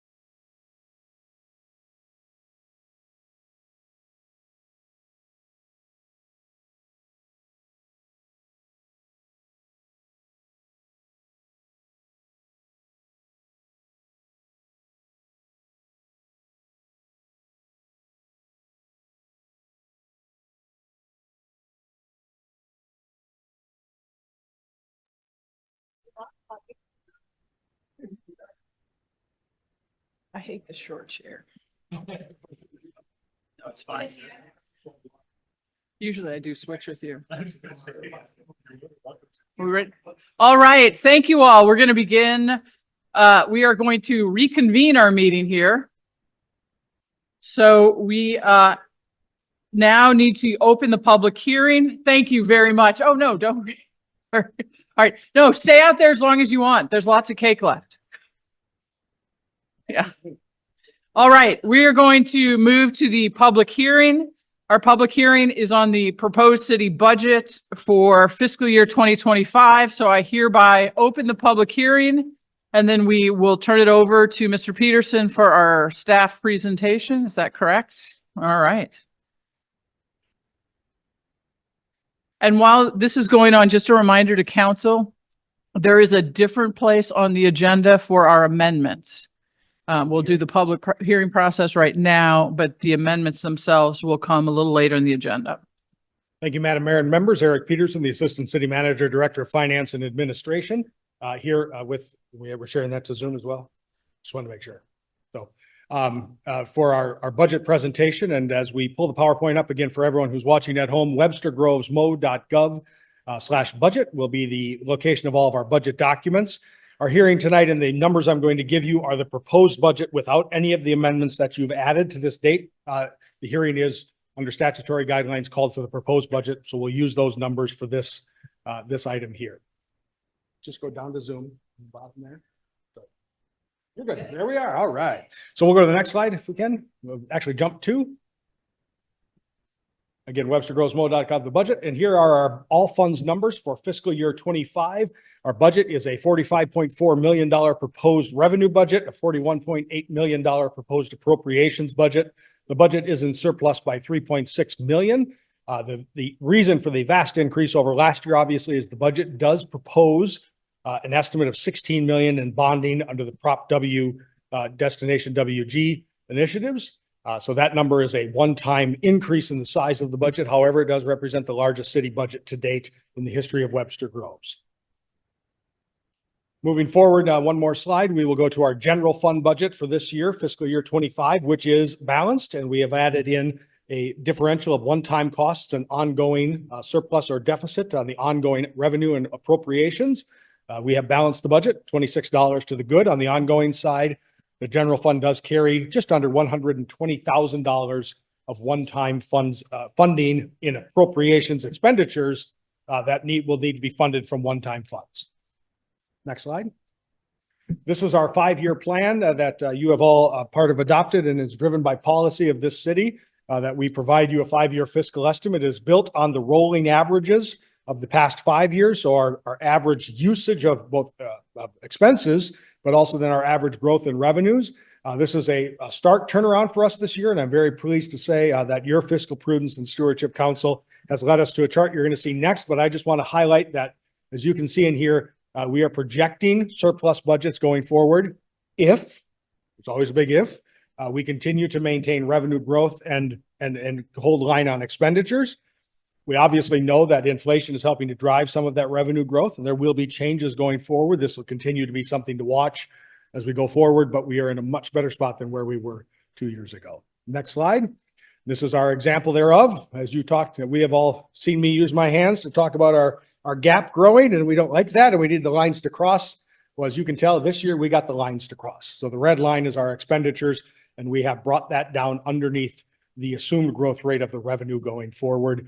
And again, that is thank you all to your good work on the 5-year plan and our structural surplus and deficit.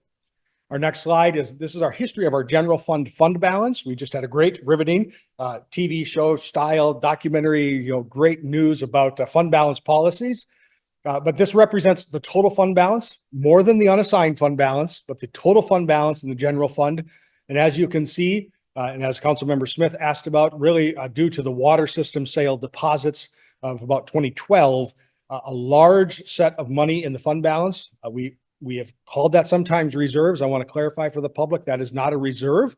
There is no reserve policy of the city, and there is no dedication to what that funds will be used for. So that is unassigned fund balance, those monies. That is well over 50% of the budget. Credit to both the council and the administration. We reached our largest percentage of budget, looking at the fiscal year 24 estimated of the reserves, the fund balance as a percentage of the budget. I already slipped up on my own terminology. I did want to highlight for those watching that if they are concerned and why are we at about the same amount of money, but somehow lost 10% of the fund balance in the fiscal 25 proposed budget. You can see the difference between 76% and 65%. This budget does draw in the pension cost to the general fund that was normally paid from the pension fund in past years, and also the pension tax revenue. I want to highlight again for those in the public that that does not mean we have changed the pensions in any way. It simply now provides the public and you, the members of the council, an accurate and easier way to see the full cost of the personnel package of every department and program without having to go to multiple funds and add up numbers at the bottom line. If you wish to know fire department cost, you can pull up that budget and see that bottom line number because the pension is now added into that. And that is a large expenditure, about $600,000 that would be added to that budget. Same across any of our different program units. I'll go to our next slide and say if there's any questions before we open to the public hearing. Yes, are there questions from council? All right, for the public hearing, and again, we are going to do community comments for the public hearing in this portion of the meeting. If you would like to make public comments on issues not related to the budget, we'll have a time for that in just a moment. All right, we have a speaker card for the budget public hearing from Mr. Dave Buck. So if you will come forward, give us your name and address, and you will have 3 minutes. Dave Buck, 124 South Elm. If I were the all-powerful, all-knowing wizard of Webster Groves, this is how I would spend the revenue surplus on solving our 3 biggest human problems in this city, in my opinion. And Jamie, my apologies, one of those is not sustainability. The first one would be to move people permanently out of poverty. There are 935 cities in the state of Missouri. Webster Groves ranks number 36 in terms of the richest, most affluent city in the state. Yet, almost 5% of our population, over 1,100 people, live at the federal poverty level or below.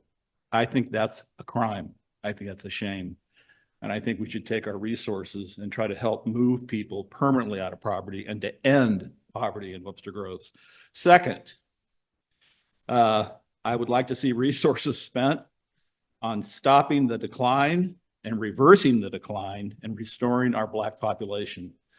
At one time, I think it was up 12%, maybe even 15% of our total Webster Groves population of 23,000. It's now down to 2.8%. There used to be 30 Black-owned businesses in our community. Now there's 2, maybe only 1. I don't know what the city's doing. I would love to see resources devoted to this community that's been here since 1866 and has helped build Webster Groves. And we just let them slip away. 3 is that, and maybe this to me is the most important one, it would be devoting resources to teaching and restoring our community's character and values. In the world, in our nation, and here in Webster Groves, I think we have devolved as a society to, unfortunately, too much division, too much negativity, too much meanness, too much hate, too much vicious personal attacks. Neil lived through this big time. How long ago, Neil? 5, 6, 7, 8, 10 years ago? Maria and Eric are still living through it today, and it's been 3 years since they're hiring. This has to stop. And I think the city has a responsibility to take some of its resources and do workshops or seminars. I mean, tonight you're doing a co-ed series at the library on bees. Well, why can't that be on character education? And the thing is, our Webster Groves School District does not teach character education. It's not even on the curriculum. We can improve the character of our community and the values and the kindness and the love and the empathy and the humility and the forgiveness and the acceptance by teaching character again. That's how I would spend your extra money. Thank you. Thank you very much, Dave, and I want to congratulate you on your perfect timing there. All right, is there anyone, I see a hand up from Julie Scheipeter, and I'm just going to ask, is that for the public hearing, or is that on the budget, or is that for a different topic? I think it would be considered for a different topic, although I understand that Councilman Franklin has made an amendment to the budget that is sort of related. So, yeah, this really is the context of the budget. So, okay, so please go ahead. 3 minutes, and we'll let you know somehow at some point. Is there a way for me to share my screen? I had some photos I wanted to show, but I don't see the option on the Zoom here.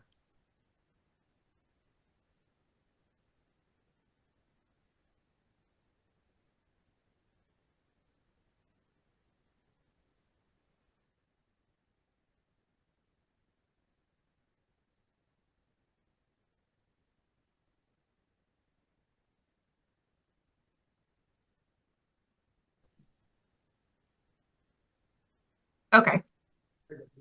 Thank you for that. I'm going to attempt to share my screen.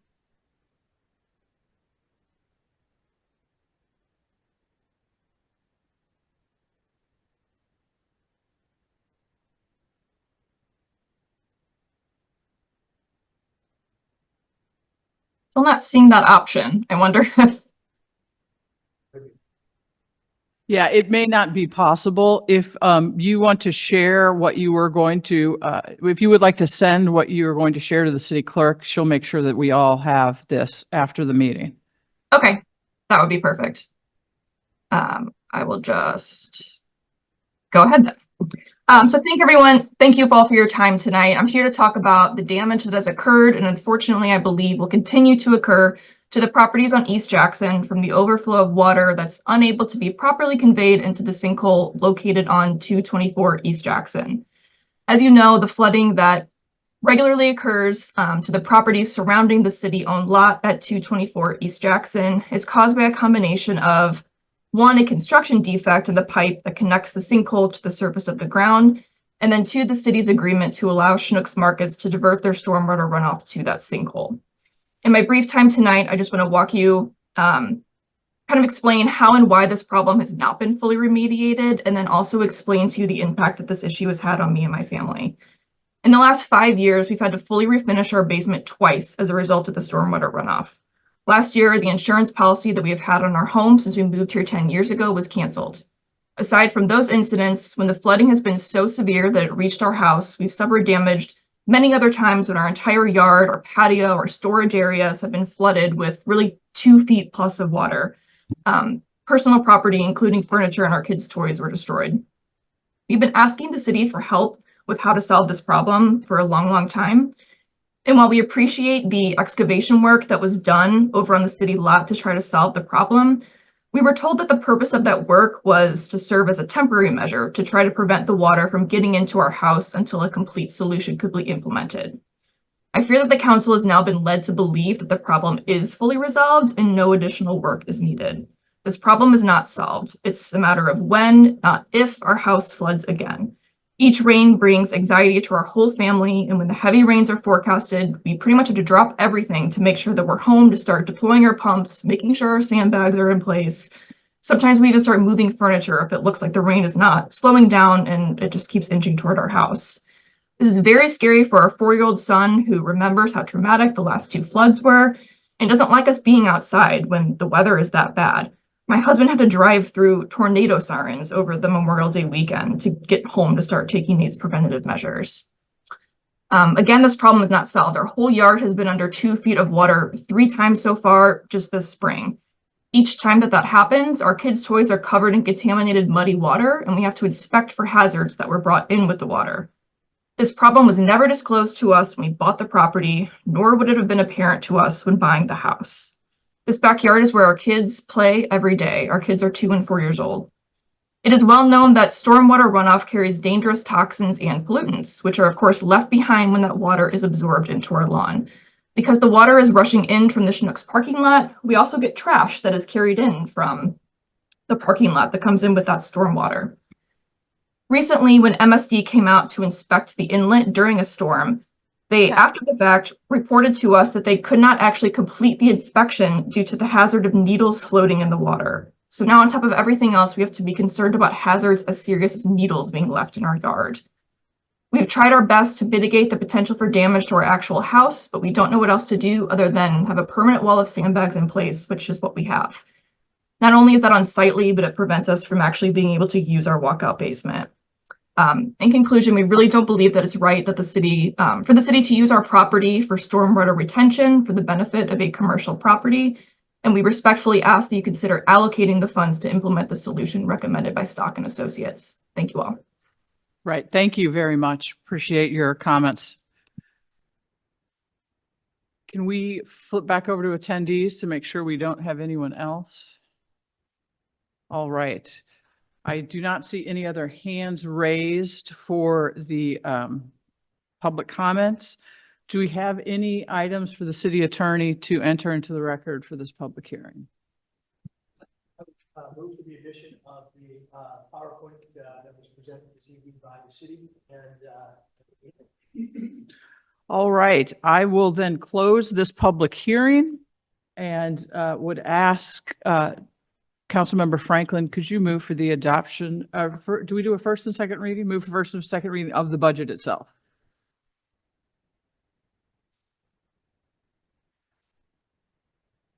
So we don't need to do a first and second reading. We just do a one. Okay. All right. Never mind, Councilmember Franklin. Yes, sir. Oh, yes, Mr. Siebert.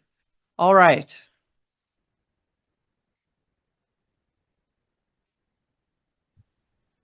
Mr. Siebert, I'm going to guess that your comments will also be on Councilmember Franklin's amendment. Stage. Yes. Okay, so please proceed. You have 3 minutes. Well, I just like to reiterate what Julie said. I've been living here on East Jackson since 1983. I first encountered a flood in 1993. And when we did get flooded, Snooks would come out and clean out the sinkhole after every heavy rain all the time. A guy named Jim would come down there, back his trailer down there and fill up 55-gallon trash cans, fill the debris. They would dig it out all the time.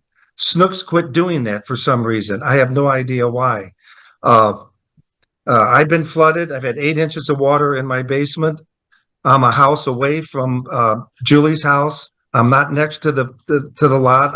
Like I say, I'm a house away, and it's just unbelievable that every time there's a rain predicted in the middle of the night, I have to worry about my basement flooding. I got sandbags up against my garage door. I just don't know what to do. We've been fighting this for years. I sent videos to the city of Webster, sent letters to the city of Webster.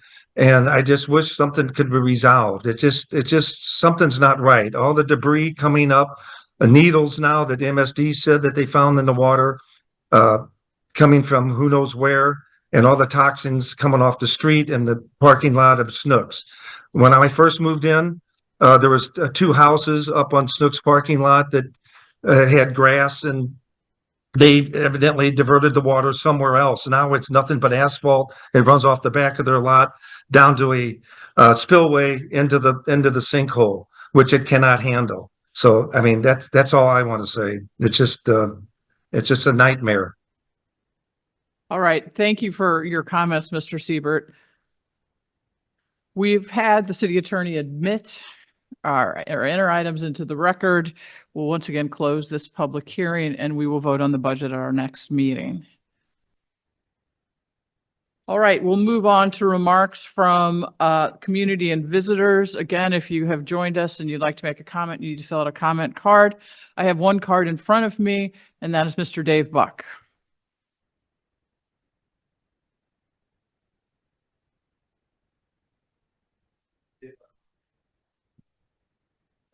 Today, I have to trust in a future. You got city, both city council, city staff. I'm disappointed with the decision on Greg. I understand it, and life will go on. But I want to make a positive comment about Greg. I've lived in Webster for 24 years. Greg has been here 27 years. I've known him the entire time I've lived here, and we've done a lot of stuff with him. And he's helped us on a lot of community events, et cetera. But here's the one example that I've come to share. I'm sitting outside the boardwalk cafe, having my daily pure egg lunch. Okay, beautiful day. Next door is the Back and Pain Center. Dr. Joe Lane, great guy. When Joe was in Pittsburgh, he bought at the Mr. Rogers Museum a street sign that said, "Kindness Zone, be nice." And 143, which is what Mr. Rogers said stood for "I love you." And Joe bolted it to the crosswalk sign right next to that short little crosswalk across East Lockwood. Well, the city got up in arms and said, "It's got to come down. You're violating an ordinance." And Joe was adamant that he wanted to keep it up, because the reason he put it up was because people were parking on the crosswalk and blocking traffic. So he wanted the people to be nice and kind to each other. Well, it was like a standoff. Greg found out about it, and I talked to him a little bit about it. But I'm sitting in front of the Boardwalk Cafe. It's about 7:30 in the morning. Greg pulls up and goes in to the Back and Pain Center to talk to Joe. 5 minutes later, he comes out, and problem solved. And they worked it out. They worked out an amicable solution that Greg and the city was happy with, that Joe was happy with. It was a peaceful solution. And that's my point. I have long advocated that I do not like the name policeman for our police force, but Greg was a peacemaker. He was a peacemaker all through 27 years and all 24 years that I knew him. In every single situation, he worked hard to bring people together and to find a mutually agreeable, beneficial solution. And that's how I will always remember him. I wish him the best of luck. I'm really sorry to see him go. I think it's our great loss, but life goes on. Thank you, Dave. All right, do we have any attendees? If you'll use the raise your hand function, we can call on you for a 3-minute. I don't see anyone, so let's continue. Is there any new business that any of the council members, city attorney, city manager have? All right, we will then move to our new business, and we will start with the Proposition W timeline and bond authority discussion. And are we going to start with Dr. Peoples? Sure. Okay. While we get the presentation up, and sure, go ahead, please. So you all should have had the Prop W timeline received in your packets. I believe we're going to put it on screen. So there's a few decisions that we need tonight, of course, after discussion on the proposed timeline. The key pieces of the timeline are for calendar year 24 and 25. Cool.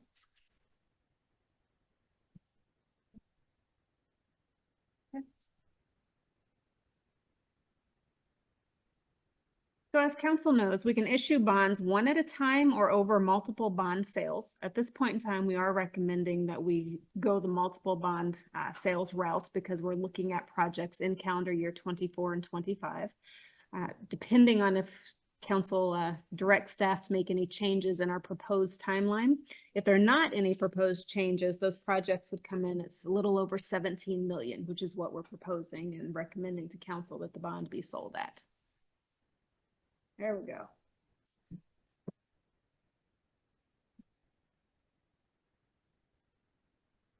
Director Davis has put quite a bit of thought and consideration into this timeline. We've also shared it with Parks and Rec Commission, got their recommendations on projects as well. With that, Director Davis, you want to just walk through it? Yes, so staff has put quite a bit of time in it. Dr. Peoples and Mr. Peterson and I have all looked at this. So there's several different balls that we're trying to juggle in this timeline to get everything phased out. The first one is obviously kind of the outdoor water park. that's kind of driving year one, and all the projects that may happen in and around that are phased around that because that's the first one we're doing. So for instance, the skate park will likely be used as the staging and laydown yard for the construction of the water park. So that area will be torn up and closed while we're doing that. So we need to then start design on the water park, on the skate park, so that we're ready to start construction of the skate park as soon as the water park is finished, so we can move right into rebuilding that skate park area. So there's several items that are phased on this schedule because of another project needing to go before or after it. Additionally, we took a look at our park system, and we're trying not to close all of our courts at one time or close too many ball fields at one time, so we were still able to accommodate our user groups. And then finally, and one of the most important issues is, well, not finally, two more things. One of the most important issues is several of these still need public input on the big ticket projects. And so we need to be able to phase those so that we can have time to fully incorporate that public input, seek that public input out during our design phases. And then the last thing is I'm trying to stage these and phase these so that we have one or two big projects in the design phase at a time and one in construction at the same time. So then as soon as construction on the water park ends, again, we've already done the design during that construction phase of the skate park, so we can move right into construction on the skate park and then begin another design phase on another project so that I can allocate enough staff time and resources to manage the construction as well as the design phases of all those projects. So there's the list. We did meet with Parks and Rec Commission 2 weeks ago, Dr. Peoples and I, at our last meeting, and went over this timeline with them. We made a couple tweaks. Some of it was verbiage, just changing a few things so they look and sound better. Instead of saying tennis courts, we're just saying courts now, because we also have pickleball courts and basketball courts and courts. So trying to clean up some of that.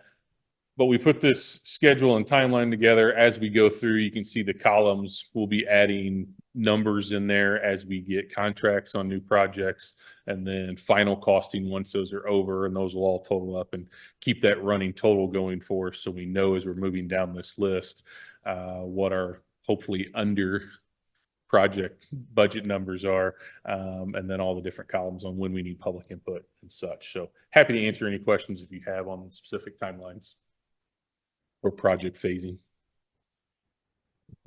So first of all, I want to say thank you and commend you all on your work, because, you know, this is juggling a whole lot all at once, and to put together a coherent schedule is a huge task in and of itself. I noticed, I'm going to talk about the ice rink because I always talk about the ice rink, but I noticed that you did take a look at other rinks, obviously, because you have Kirkwood's going to be down the following year.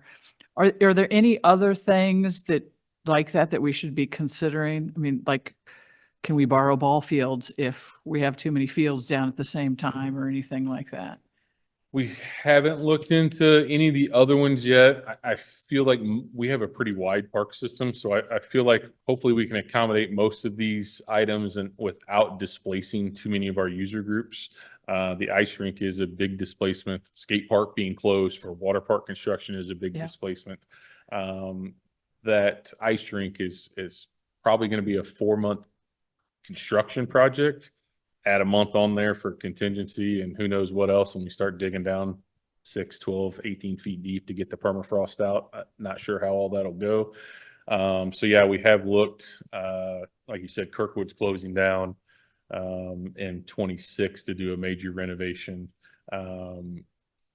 That's the only other surrounding municipality issue that I've run across so far that would impact our user groups. Other questions? Question, how often are you planning to update your time? As often as needed. This isn't going to be set in stone, as we get into the public input on these projects and they move up or down, or scope changes, larger, smaller. Some of these may get rearranged down in, 26, 27, 28 for sure. 24 is pretty locked in already. But even 25 still has some open things and some public input that needs to happen coming this fall. So any of those could slide up or down depending on what the community tells us their needs are.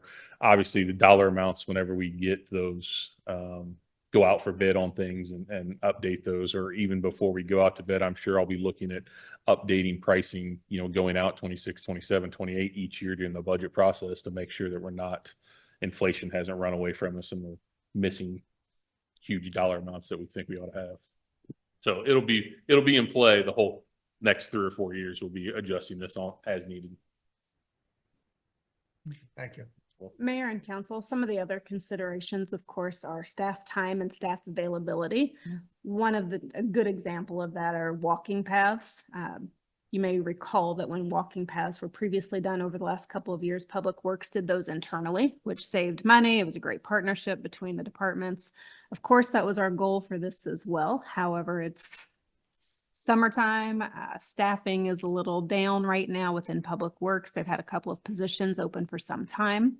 We've been brainstorming on how to either, boost those positions, but the short of it is are we able to manage these projects in-house? Will we need to let contracts and figure those things out? So there may be some give in some of these, but we've worked this plan pretty solidly. So, Scott, are all of these projects set in stone? Not necessarily when they get done, but are the projects themselves set in stone? These are certainly the ones that we allocated in the Destination Webster Groves and the bond issue. So these were the ones that we were discussing all along and the residents voted on. But there are a lot of these, especially the dollar amounts on several of these things haven't been designed yet. We don't have the full public input on them yet. So, for instance, Performance Park is a big dollar amount on there. What's the size and scope of that? Does it get bigger? Does it get smaller? Gotcha. All that's still in play. Yes, sir. You nailed the one that I Yes. was thinking about was what are the details of that performance park and what's the scope of it? But obviously that's something as we go forward, I just wanted to understand, are we gonna do a performance park? Whatever performance park means, we're gonna do one. Staff certainly met today. There were 5 or 6 of us today that were walking some areas and looking at different things. But obviously, yes, that's in the plans. We're moving forward. We need to figure out what size and scope that will be. Thank you very much, Scott. Scott, this looks really good. It's such an ambitious plan. I'm nervous about it. It's ambitious might be not the right word. Nervous might be the right word. It's gonna be good. This is on the calendar year, right? The years along the side, that's calendar year. Yes, think, ma'am. right? Calendar year.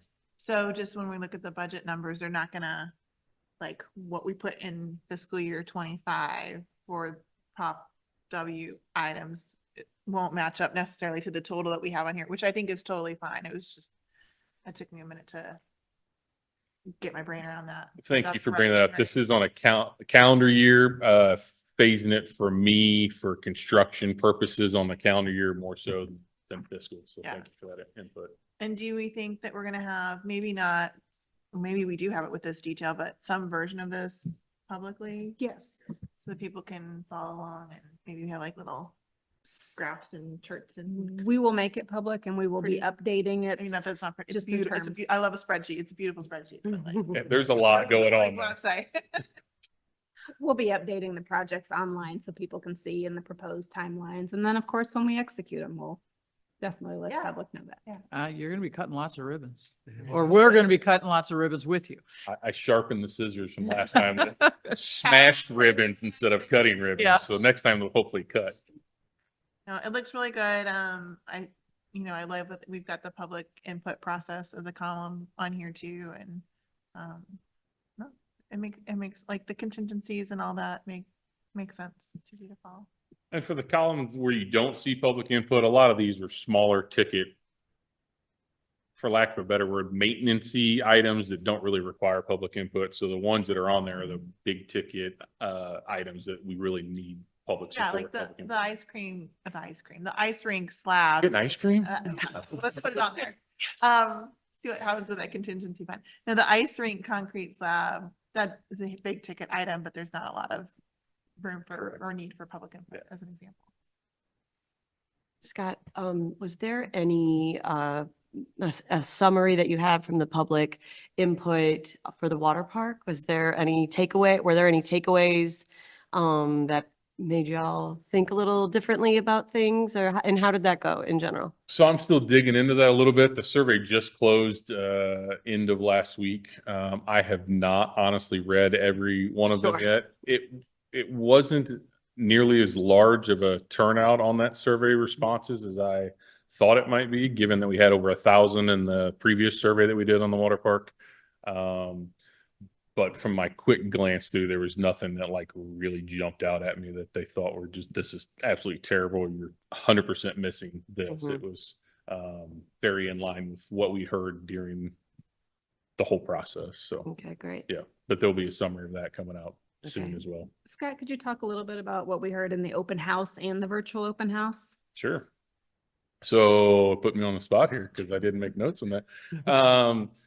So in general, I think the design plans were very well received by the community, and you know, I'm thankful for that we heard them during the master planning process when we were trying to originally plan this out.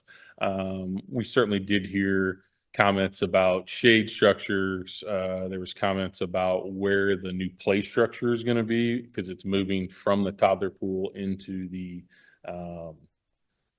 leisure pool area, and how that might affect sight lines from where parents are sitting and whether they can see their 3-year-old they're playing with as well as their 8-year-old who's playing somewhere else. I think the slides were a huge hit from everyone, though we did get a few, oh, wow, that stand-up slide, how's that going to work? Is that safe? And my general response to that has been so far, I'm pretty sure that it is. They just opened one in Kansas City, so I plan on calling my colleagues up there and find out their experience on it over the last week since Memorial Day when they opened up. Possibly might be taking a trip up there to ride it myself before we spend, you know, $500,000 to buy it and build it or whatever. So to make sure, all the play features have been very well received, and I think overall the comments were way more positive than any of the downplayed negative comments. So I think we're on the right track. We're still designing it. We're still moving things around. We've submitted some things to St. Louis County for health review, and we've submitted some stormwater stuff to MSD, but it's by no means a final design on anything yet. We just need to get those 2 balls rolling before we finish up the design and submit to our own building department to make sure we're up to code on all of our building processes and such too. So, And I noticed last night that the pictures are all up in the entryway to the rec center. So even though the survey is closed and things are moving forward, if people want to see what it looks like in person, like, you know, there are printed photos there, which I thought was really nice to kind of see the slides and the play structures and all of that. photos and video of all the slides, Yeah. as well as it's still up on our Facebook page, both the Parks and Recs Facebook page and the city's Facebook page from the virtual open house, which we had somewhere in the neighborhood of 2,000 plus views on that virtual open house through our Facebook page. So there was quite a few. I'm not sure everybody watched the full 45 minutes, but they watched some portions of that. 2,000 some odd people did. And I only watched it once to see if I sounded okay or not, which I think I did all right. And one more thing, Scott, I don't drive a golf cart, but I got pranked twice trying to find a parking spot. If we can make a little parking for golf carts. We are actually, that was a great suggestion when you and I met several weeks ago. And I've been actively working with that with my staff and public works staff and a few other folks, actually all the directors, I've talked to them about it. So we're looking at converting a couple of the end of the parking bays that are currently turf grass into golf cart parking locations, which will actually help free up parking for vehicles. And also we won't have to then mow and maintain that turf grass. So it's kind of a double whammy of sustainability for us too. So we are looking at it. Impervious surface. Still looking at, we haven't finalized it yet. So yes, some sort. Do a decent number of people drive their golf carts up there? They do, to come to the pool specifically, not so much year round, but during the pool season.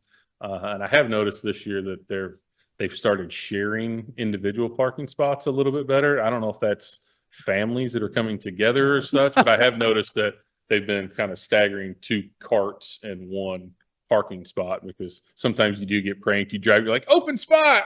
golf cart. So, yeah, we are actively looking for that. It was a really good suggestion. I appreciated it.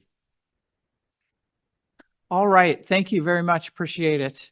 We look forward to watching these things move along. All right, next up, what do we want to do next? So, no, I wanted to just, Dr. Go ahead, Peoples, please. I want to come back on the financing and make Oh, sure we're yes, very clear please. on this piece here. So the staff recommendation is for the 24-25 projects, which is about 17.1 million. What's it, 17.195? Is that what I wrote down? Yes. Thank you. So that is what we would bring to sale for the bonds in this first round that we would be coming to you soon with. They are prepared and ready, our bond counsel, Ms. Howard and such. So want to make sure that that's a number that you're comfortable with, recognizing that once we sell, we receive those funds, we have 3 years to complete those projects, to expend those funds on the projects that we have either listed here or substitute other projects that are eligible in if we have to move projects around. So we believe we can meet that 3 years. We obviously have left a year if you look at the opening dates on all of those and the calendar year, but I think use September 1, 27 as a date, really to give you a sense of that. But I want to make sure that you're comfortable because we are preparing the ordinances and are prepared to bring back legislation for the sales. So I wanted to make sure that that number, that those projects are getting the nod. Yep, I see heads nodding all around. Thank you. Thank you. All right, I think we can move on to our budget amendments. So we have a few, and I think what I may ask is that those that are coming from the city manager's office and the finance department, we'll start with those. Sure.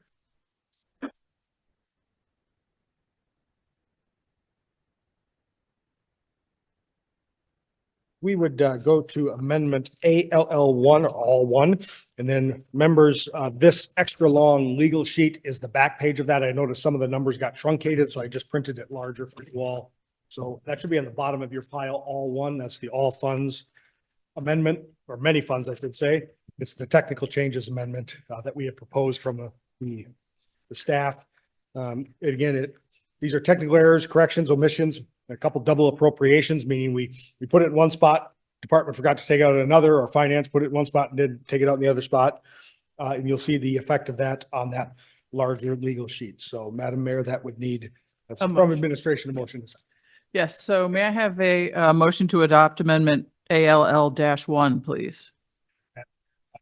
For the adoption of ALL1 and its subsequent adoption. You're gonna adopt it twice. That's good.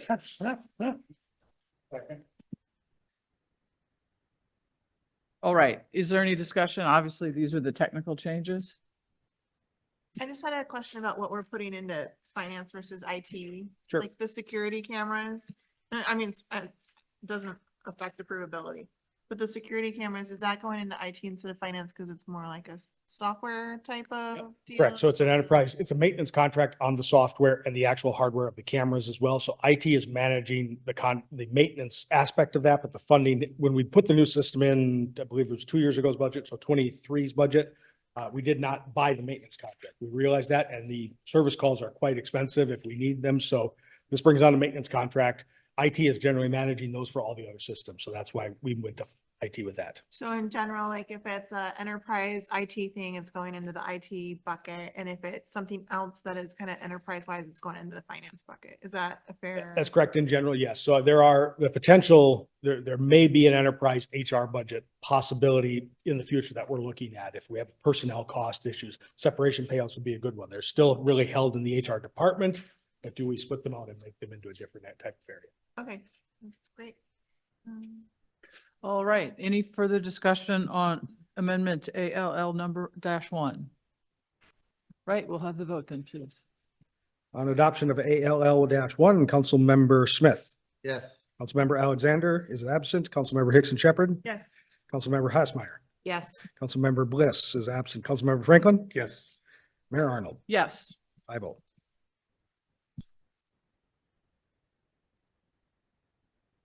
Members, if we would we'll go to the carryover. Boards and commissions sounds like a good spot to go. How about that, huh? GF7. All right, yeah, and I think just a reminder, this codifies what we discussed in our last work session. Yes, that's correct. So there is, I did not list the business district budgets on the back because there's no change to them and that's a lot of lines. So this Okay. on the back is just the boards and commissions budgets. And you'll see the changes there. So Councilmember Smith, could you move for the adoption of Amendment GF-7? I'd like to call for the adoption of Amendment GF-7. Second. Right, any questions? Right, we can have that vote. Councilmember Higson Shepherd, Yes. Councilmember Hassmeyer, Yes. Councilmember Franklin, Yes. Councilmember Smith, Yes. Mayor Arnold. Yes. 5-0. If we turn to the amendment Street 1. This is in the street fund.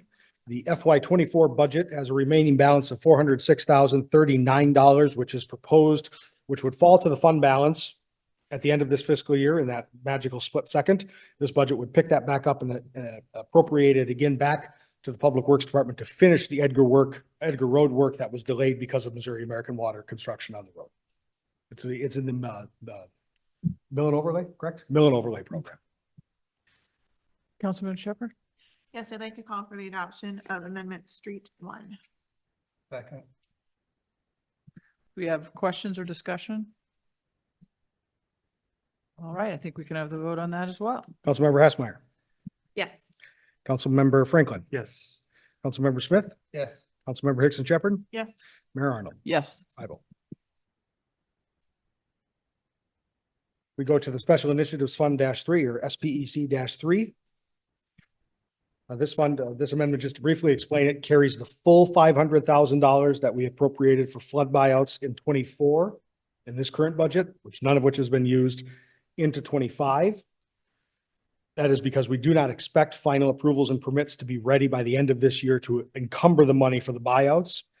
It also then says in point number 2 that the amendment you adopted about climate resiliency is still in full effect. So once we get done in 25 with whatever that number is, that other amendment's still in effect. The remaining balance is put in the climate resiliency fund, not to be expended until such time as the council details the policy.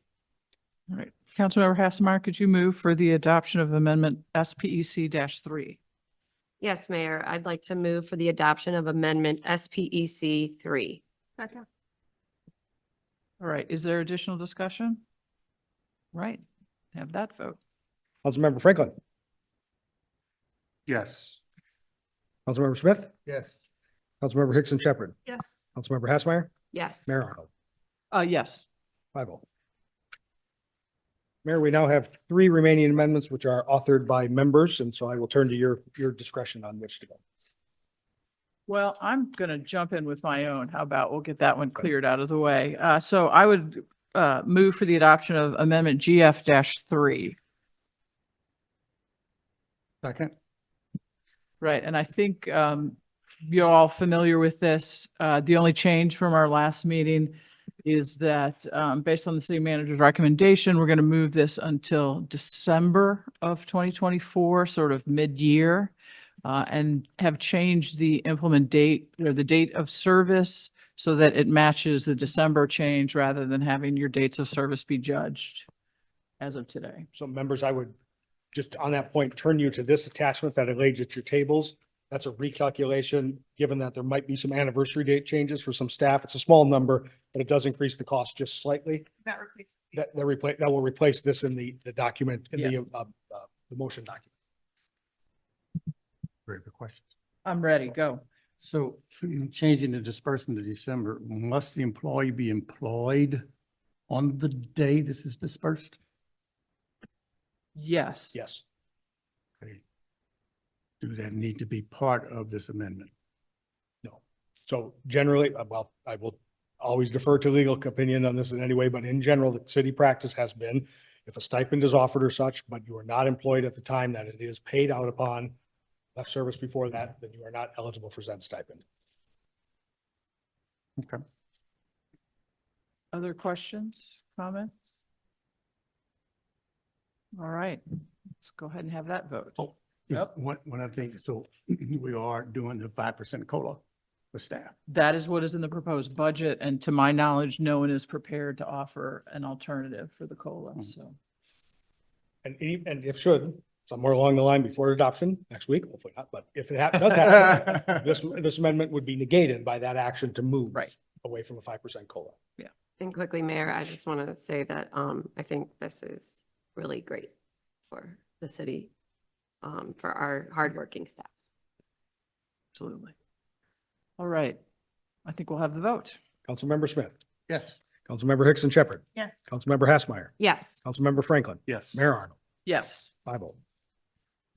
Right. I believe we have Councilmember Franklin's amendments.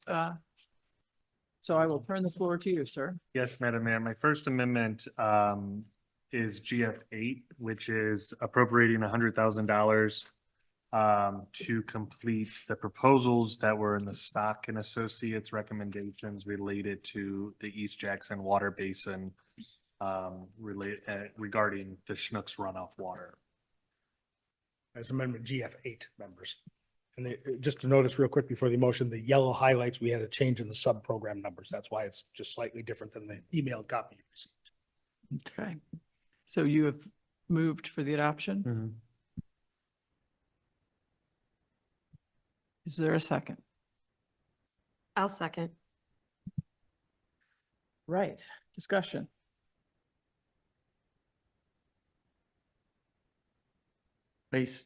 Are we putting ourselves in a situation where we're not able to do this for others? This is the only city property where there's water runoff from a commercial property.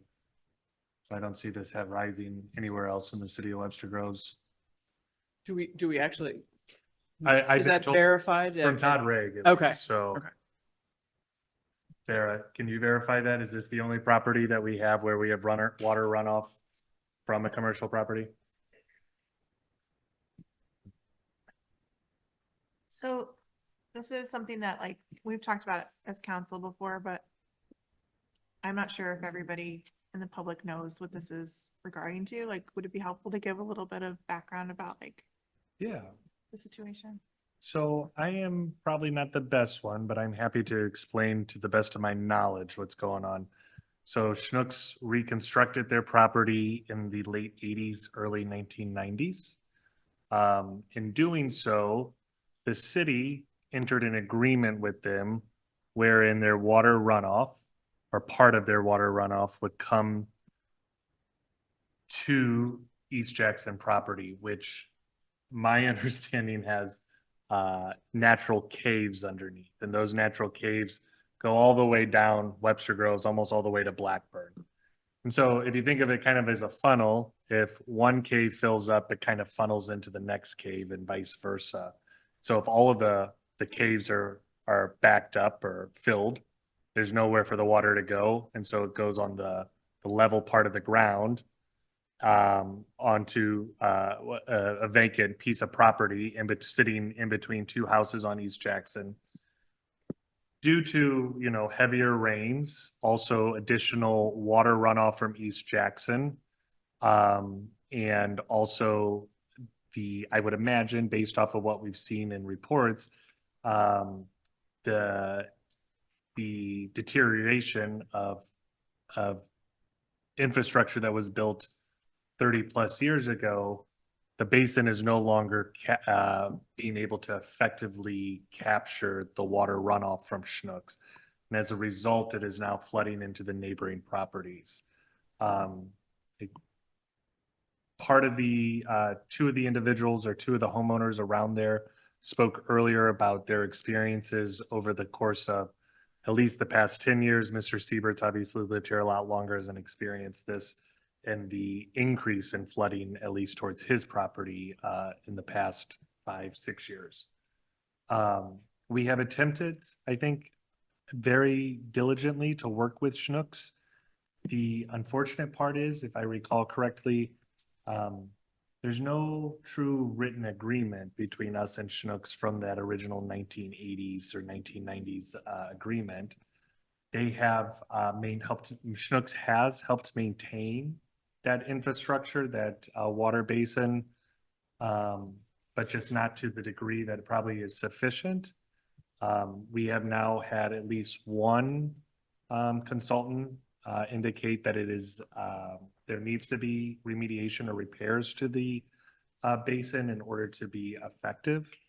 And so that is from the Stock and Associates that I think we paid them roughly $25,000. Maybe 12,000 came from the city and 12,000 came from Schnucks. Which was done, I think, about 2 years ago now. While we and Schnucks have attempted to do some remediation, it still has been unsuccessful in limiting or preventing flooding. And so this $100,000 is based off the Stock Associates recommendations for attempting to remediate what we believe may be a cause. Is that right? Mostly. I need to, Madam Mayor, I need to throw in on one thing to understand what the impact would be if we were to take over and do these repairs. It would change the landscape, no pun intended, significantly, because at this point, the basin is owned by Schnucks. We do have a written agreement regarding the use of this runoff basin. They don't all line up, and we have an incomplete record at very best. But we do have a written agreement that says that they will maintain it. So it's not ours. If we undertake to change it, it becomes ours.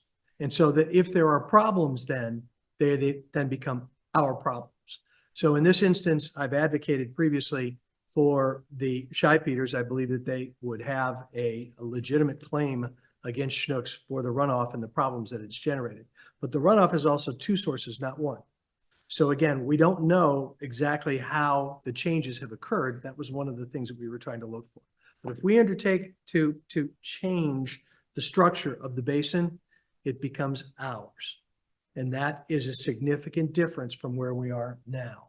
So again, some enforcement issues, some claims that might exist against Schnucks, those sorts of things would go by the way, because we have now taken over the basin. So that expenditure, if we undertake to do what Stock has done, it was never our purpose, and Dr. Peoples, correct me if I'm wrong, it was never our purpose to say, how do we fix it? It was always, how do we get Schnucks to fix it? And so that's where that number came from. The estimates that we got was this is what we want Schnucks to do. Schnucks has not done that. But if we do it and we make the changes, it becomes ours. Do you have any recommendations on alternatives to get Schnucks to make a change? Yes, but it involves litigation that I think that the Shy Peters have. And again, there is a way to do it. This is not a contractual relationship that we have with Schnucks. It's an equitable relationship.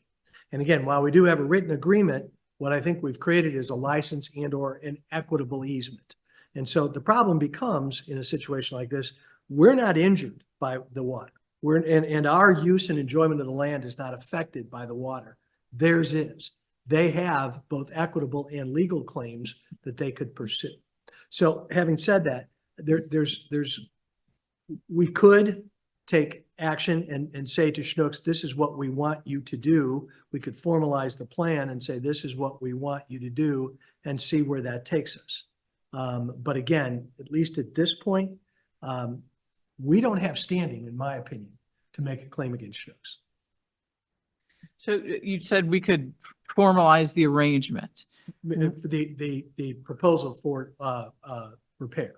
So that meant that there's two vents on top of the tank. Right. They're too small. They need to be bigger, and they don't match the drawing. Okay, so they're too small, which means not enough water gets into the basin quickly enough. But even if it did get in there more quickly, the pipe that goes out is not big enough and it's not angled. I understand that, but we don't, so because we, being the city of Webster Groves, at some point in time, didn't say to them during the inspection process, building process, whatever, these aren't big enough, we now don't have recourse to go back and say, here are the drawings, here's what you promised to do, and you didn't do it? That's right. So once they finished it, which was, by the way, the written agreement is in 86. We think that the building actually occurred in 80. I don't know what happened in that 6 years. We don't have any records or documents as to bridging that gap. So, this maybe is a question for Director Cavato. Do we know, so we're talking about the stock stuff, but I have a recollection at least that there was some uncertainty if what was proposed was actually going to solve the problem. Right.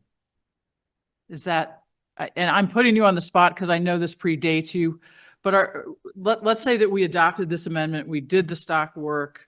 Do we have any sense of how likely it is to fix the actual problem? It will improve the flooding or ponding issues in the neighboring properties. Okay. Will it 100% eliminate flooding of structures? I don't believe so. And that's what Stock said, and that's what Fred Luth said, who was the contractor that they reached out to say, give us an estimate of what the cost of repair would be. Don't the Shy Peters and the Seabirds have a claim against the city currently? Wouldn't they have a claim against the city? Well, we're not generating the water. We're catching the water. The water's running downhill and we're catching them. So again, yes, they can make a claim against us, but they'd have to make the claim against Schnucks as well. We're not the source of the water. We're the repository for the water. Why would they have, help me understand that. Why would they have to make a claim against Schnucks? Because that's the source of the water. It's But runoff water. it's our property that's causing the flooding. No, it's Schnucks water that's causing the flooding. So again, we're simply downhill from their We water. would just third party them in? Wouldn't we? Wouldn't they sue us and we would third party Schnucks in? Well, no, because we don't have a claim against Schnucks unless they claim we're indemnification. But again, they have a claim against Schnucks because they're the source of the water. The other problem though, Councilman Franklin, and that's what I've been saying, is that we've got water coming in from the road too. I get that. Okay. But the process, I mean, let's be frank, like I understand that there's heavier rains and there's gonna be more water runoff from East Jackson. But the crux of the problem is Schnucks. It is a part of the problem. Yeah. Again, and that's the one thing that But stopped. then it also goes back to the idea, and I didn't mean to cut you off, Neil, but it also goes back to the idea that they misconstructed this initial pipe. And so there, don't we have an equitable claim there? No, you're mixing up contract and equity. So in this instance, it's not we're enforcing the agreement. In this instance, it's we said you could use it. They put this on there. It didn't require us to approve it or not approve it. They put it on there to catch their water. Okay. So we gave them a license to use the land for a specific purpose. And once they've invested significant amounts of money into the thing, and I actually included the case that lays this out. Once they've invested money, then at that point, we can't simply revoke the license. Okay. So the only way we can do it is if there is an equitable claim against them, which would only for us be in interference with our use and enjoyment of the property. That's where the equities come in. So it has nothing to do with the drawings. It has nothing to do with the written agreement. It has to do with our use of the land. I mean, environmentally, aren't we there, especially with the needles floating? Well, but we don't know, again, look, I don't mean to sound insensitive, but we don't know where those came from. I mean, I'm not saying they weren't there, but did they come from Jackson? Or did they come, this water runs down a right of way along the railroad track for a distance of 50 yards, 75 yards. It's a long way. Who knows that they didn't get thrown in there by somebody who was using right there? I don't know. And I'm not trying to cover for Schnucks. Yeah, no, Believe me, I'm not. they have been unwilling and uncooperative partners in terms of trying to solve this thing. But the flip side of it is, when I'm talking about walking into a courtroom and proving that somehow or another they've done something to affect the enjoyment by Webster Groves, that becomes a problem. And again, this concept of toxicity, and this is the first we've heard of it in these most recent letters. Has it happened before? I don't know, but I mean, aren't we I mean, isn't Webster Groves, the fact that there's potentially needles on our property or any contaminant putting us liable? if there are needles on the property and we're made aware of it, and it's something, again, that's outside on the ground and we're made aware of it, then we need to go clean it up. We have a duty to do that. I mean, how often are we inspecting the property now that we know that there are needles at I least? don't know the answer.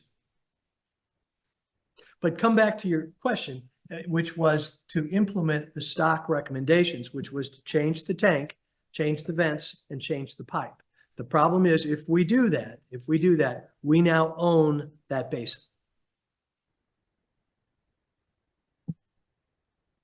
And so your recommendation is that these citizens should sue us in Webster Groves, or us and Schnucks? I think that they have a claim against Schnucks. even though the water is coming from our property. Again, the water is coming from runoff that is being redirected and channeled from, and Well, again, won't Schnucks just bring us in then?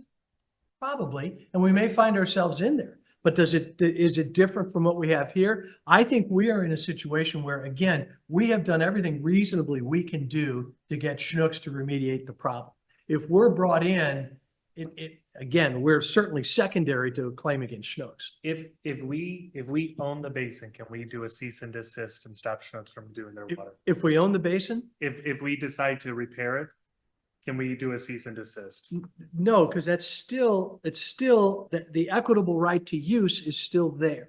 So again, in my opinion, we would have a limited ability. I think we have no ability, frankly, to stop Schnucks from using it at this Ever? point. Yes, at this point, ever.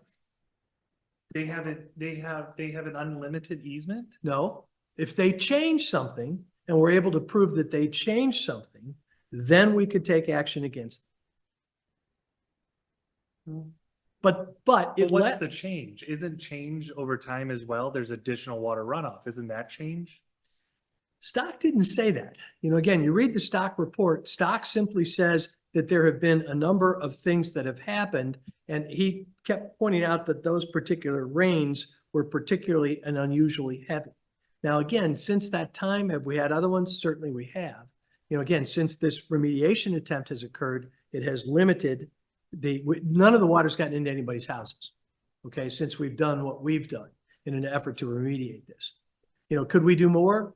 Probably, but frankly, I think it's not going to get into their house anymore. I think they have remedies, both at law and in equity, that they could utilize. I think we have very limited standing at this point. Would I cooperate with them fully? Absolutely. In terms of getting it done, if I could, I'd be happy to and recommend to you that we do it. But there is no clear path for Webster Groves in that regard, in my opinion. Can I ask a question? Sure. What does it look like if we own that Well, at basin? that point, we do become fully responsible for all the water that's being received, But we can't stop it. but we can't stop it. What water rights is that? Like what repairing? I don't understand that. So we allowed them to channel the water.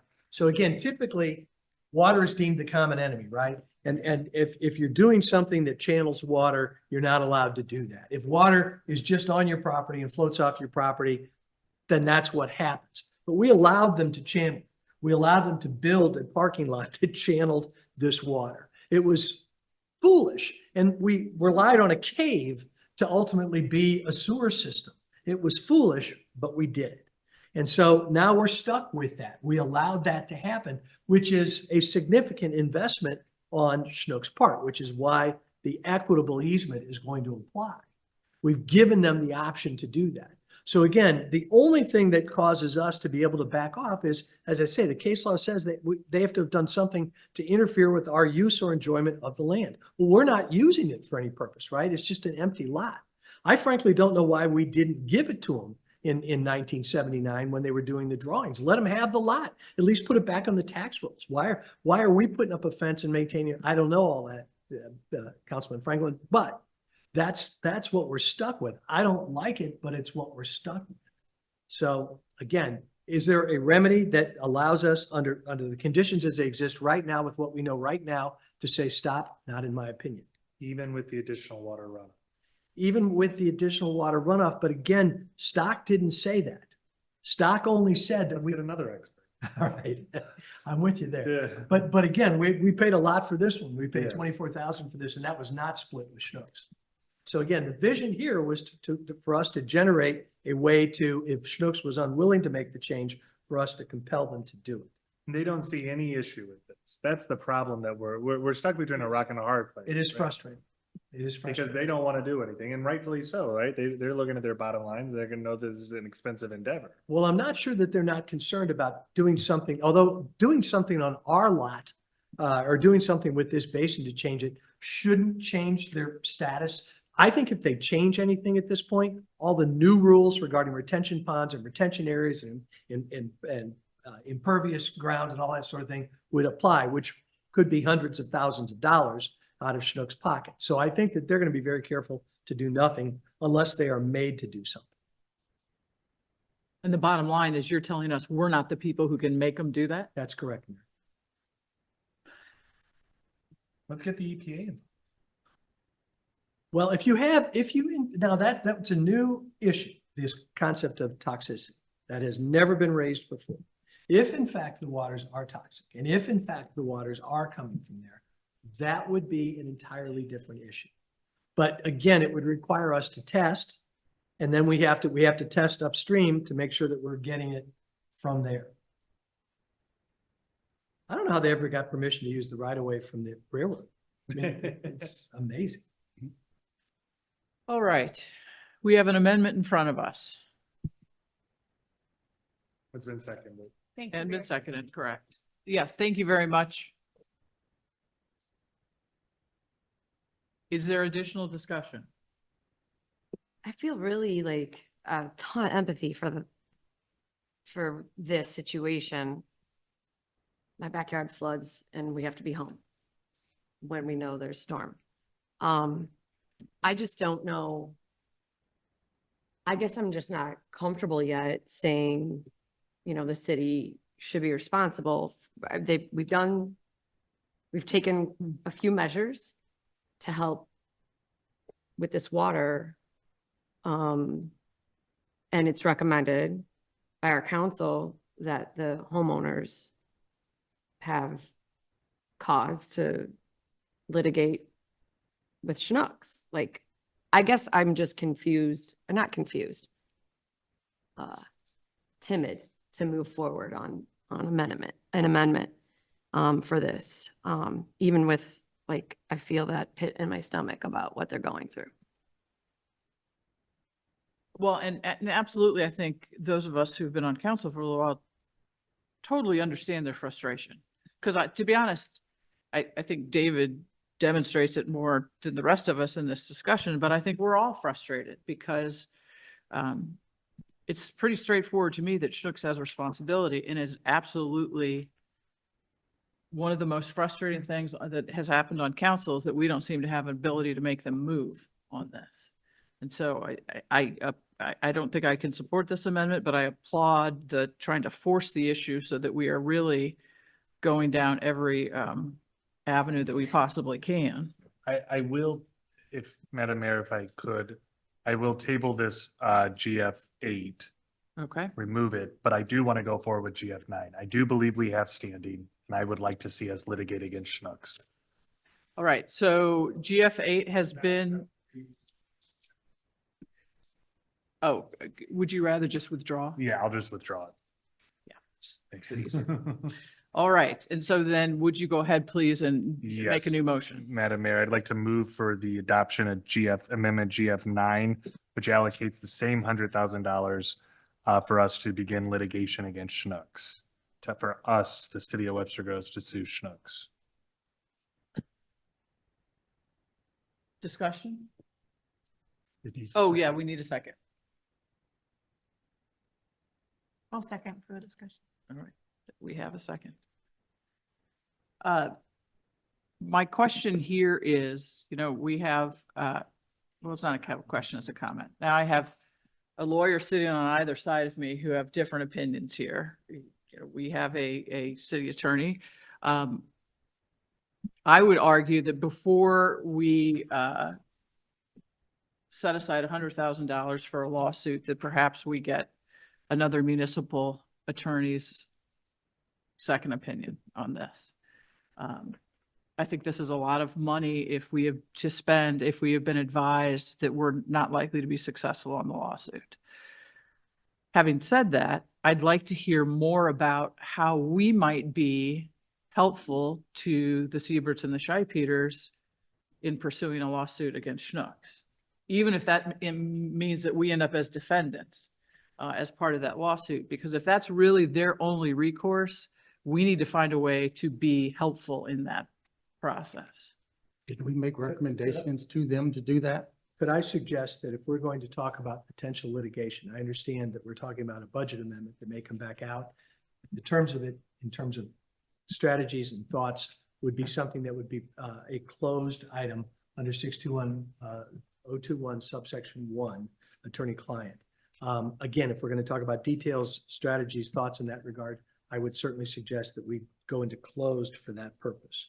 I have some ideas, and again, if Councilman Franklin would table this, I will produce them for you at the next meeting with some thoughts about the best way to proceed and those options, and you can take that up in closed, and then it could be brought up again at that time. When is our final Yeah, do we have time for time? budget? I mean, for, So, Go ahead. The adoption is scheduled for the next meeting unless there's a special meeting scheduled. It is our last remaining meeting before the fiscal year. However, we can adopt with the amendment. We'd have to move the agenda around to have closed at such a time to be prior to adoption under this, but it can be done with the amendment. But I could forward that to you in an email that would outline what I thought the options are. That would be attorney-client communication. You would all then have it, and you could take that up at the next meeting and just vote on the language of the amendment as it's been proposed by Councilman Franklin. Mayor and Councilman Franklin, we do have litigation reserve funding. So I don't know that that conversation, if we're worried about budget adoption, has to pattern after that, is my point. Should we move forward with litigation and need additional funds in the litigation reserve, we could always do a budget amendment at a later time.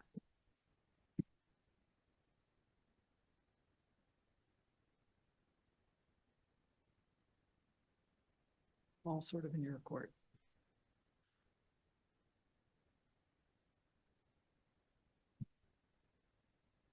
I guess while you think of this, I'll tell you this. I would like to see advice from the city attorney before I have to vote on this amendment. And no, and I appreciate that. But the problem is this is a Schnucks issue. And for 4 years now, Schnucks has done diddly squat. And the reason I want to bring this not only as a budget amendment, both the GF8 and GF9 is because the public should be aware of what Schnucks is doing to residents that neighbor it.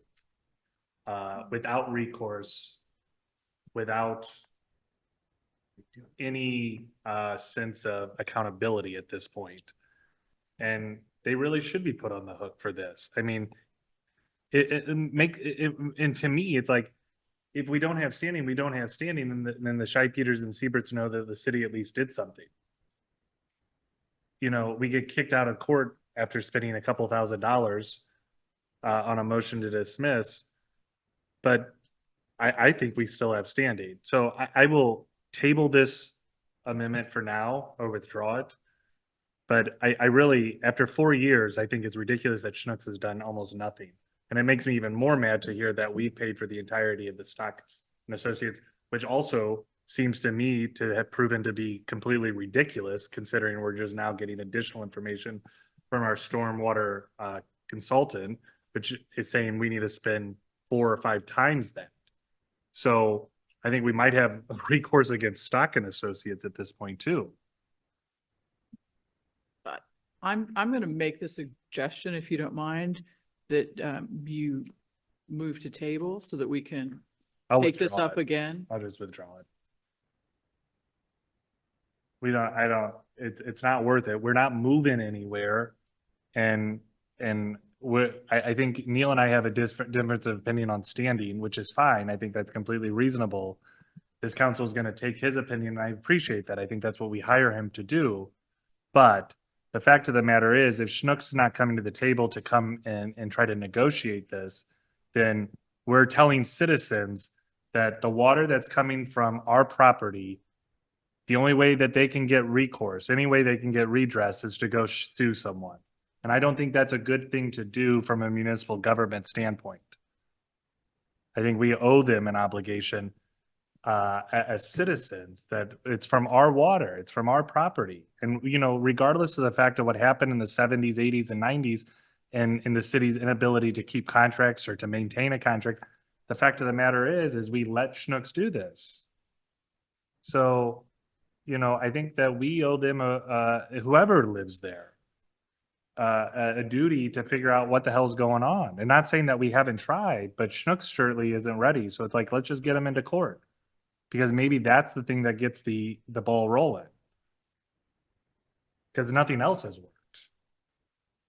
Well, David, I just want to say that I appreciate the discussion and having it in open session and being able to talk through this, and you're advocating for our residents and moving this forward. And I also like knowing that with more information, if we should decide that we do have standing, we already have litigation funds, and it wouldn't hold, budget wise, wouldn't, you know, the not having the BA wouldn't hold up our ability to sue. So just wanted to say thank you for advocating for that. And one more thing, if I could, like, I agree that like Schnucks should be responsible for something here. Like, they have a gigantic parking lot. They have terrible pervious spaces that could be more effective in retaining some of their own, some of like the water that hits the pavement there. I mean, I don't disagree with the idea of exploring a little more with what Schnucks can be responsible for. Like, if Schnucks, when they repaved their parking lot, were they supposed to pull a permit from the city of Webster Groves? I believe they did. Ms. Perry? Yeah, I don't think they did. Oh, Because normally if you just. Yeah, you, okay. please do come to the microphone.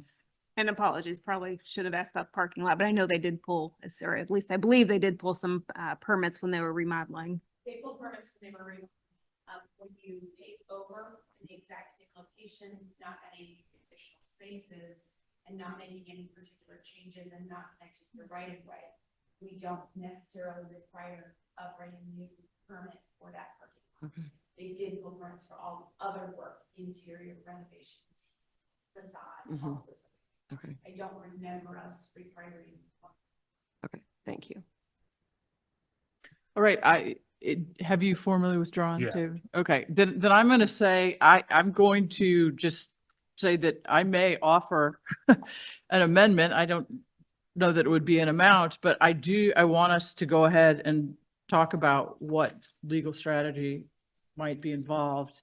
And I don't mind having the budget timeline as a framework so that we do this because, you know, we have done this for a while. So if we could proceed as if an amendment like this may be offered at our next meeting, I would greatly appreciate that if it's all right with council to do so. Okay. All right. That ends our amendments. I guess this is where I say it. Does anyone else have amendments? All right. We then have one more item of new business. I don't know where we are. Councilmember Smith, could you call for the first and second reading of Bill number 9254, please? Yes, Mayor, I'd like to call for the reading of bill number 9254. Bill 9254, first reading, an ordinance defining the pay grades of the classified and unclassified service of the city of Webster Groves, fixing the compensation for employees in said classifications, and repealing ordinance 9247. Is there any discussion?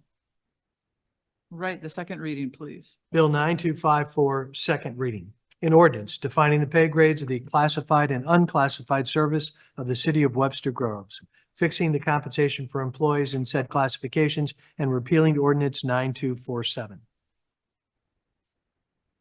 All right, is there anything anyone would like to remove from the consent agenda? I just want to say, yay, congratulations. I know there are a lot of staff time that's been put into the SS4A grant. To see the resolution here is very good news. So thank you all who worked on that. All right, Councilwoman Hickson Shepherd, could you call for the approval of the consent agenda? Yes, Mayor, I'd like to call for the approval of the consent agenda. Second. Councilmember Franklin, Yes. Councilmember Smith, Yes. Councilmember Hickson Shepherd, Yes. Councilmember Hasselmeyer, Yes. Mayor Arnold. Yes. All right, we have made one appointment to a board and commission, and that is the library board. We've reappointed Anita Radcliffe. Then we will, David, would you mind doing the closed session? We will call for. Yes, Madam Mayor, I'd like to call for an executive closed session under Missouri statute 610.021 subsection 3, personnel. And then can we also actually do attorney-client?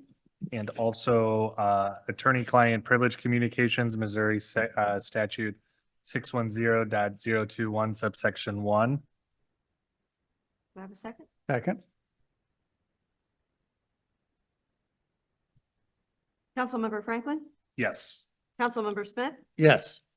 Councilmember Hickson Shepherd, Yes. Councilmember Hasselmeyer. Yes. Mayor Arnold. Yes.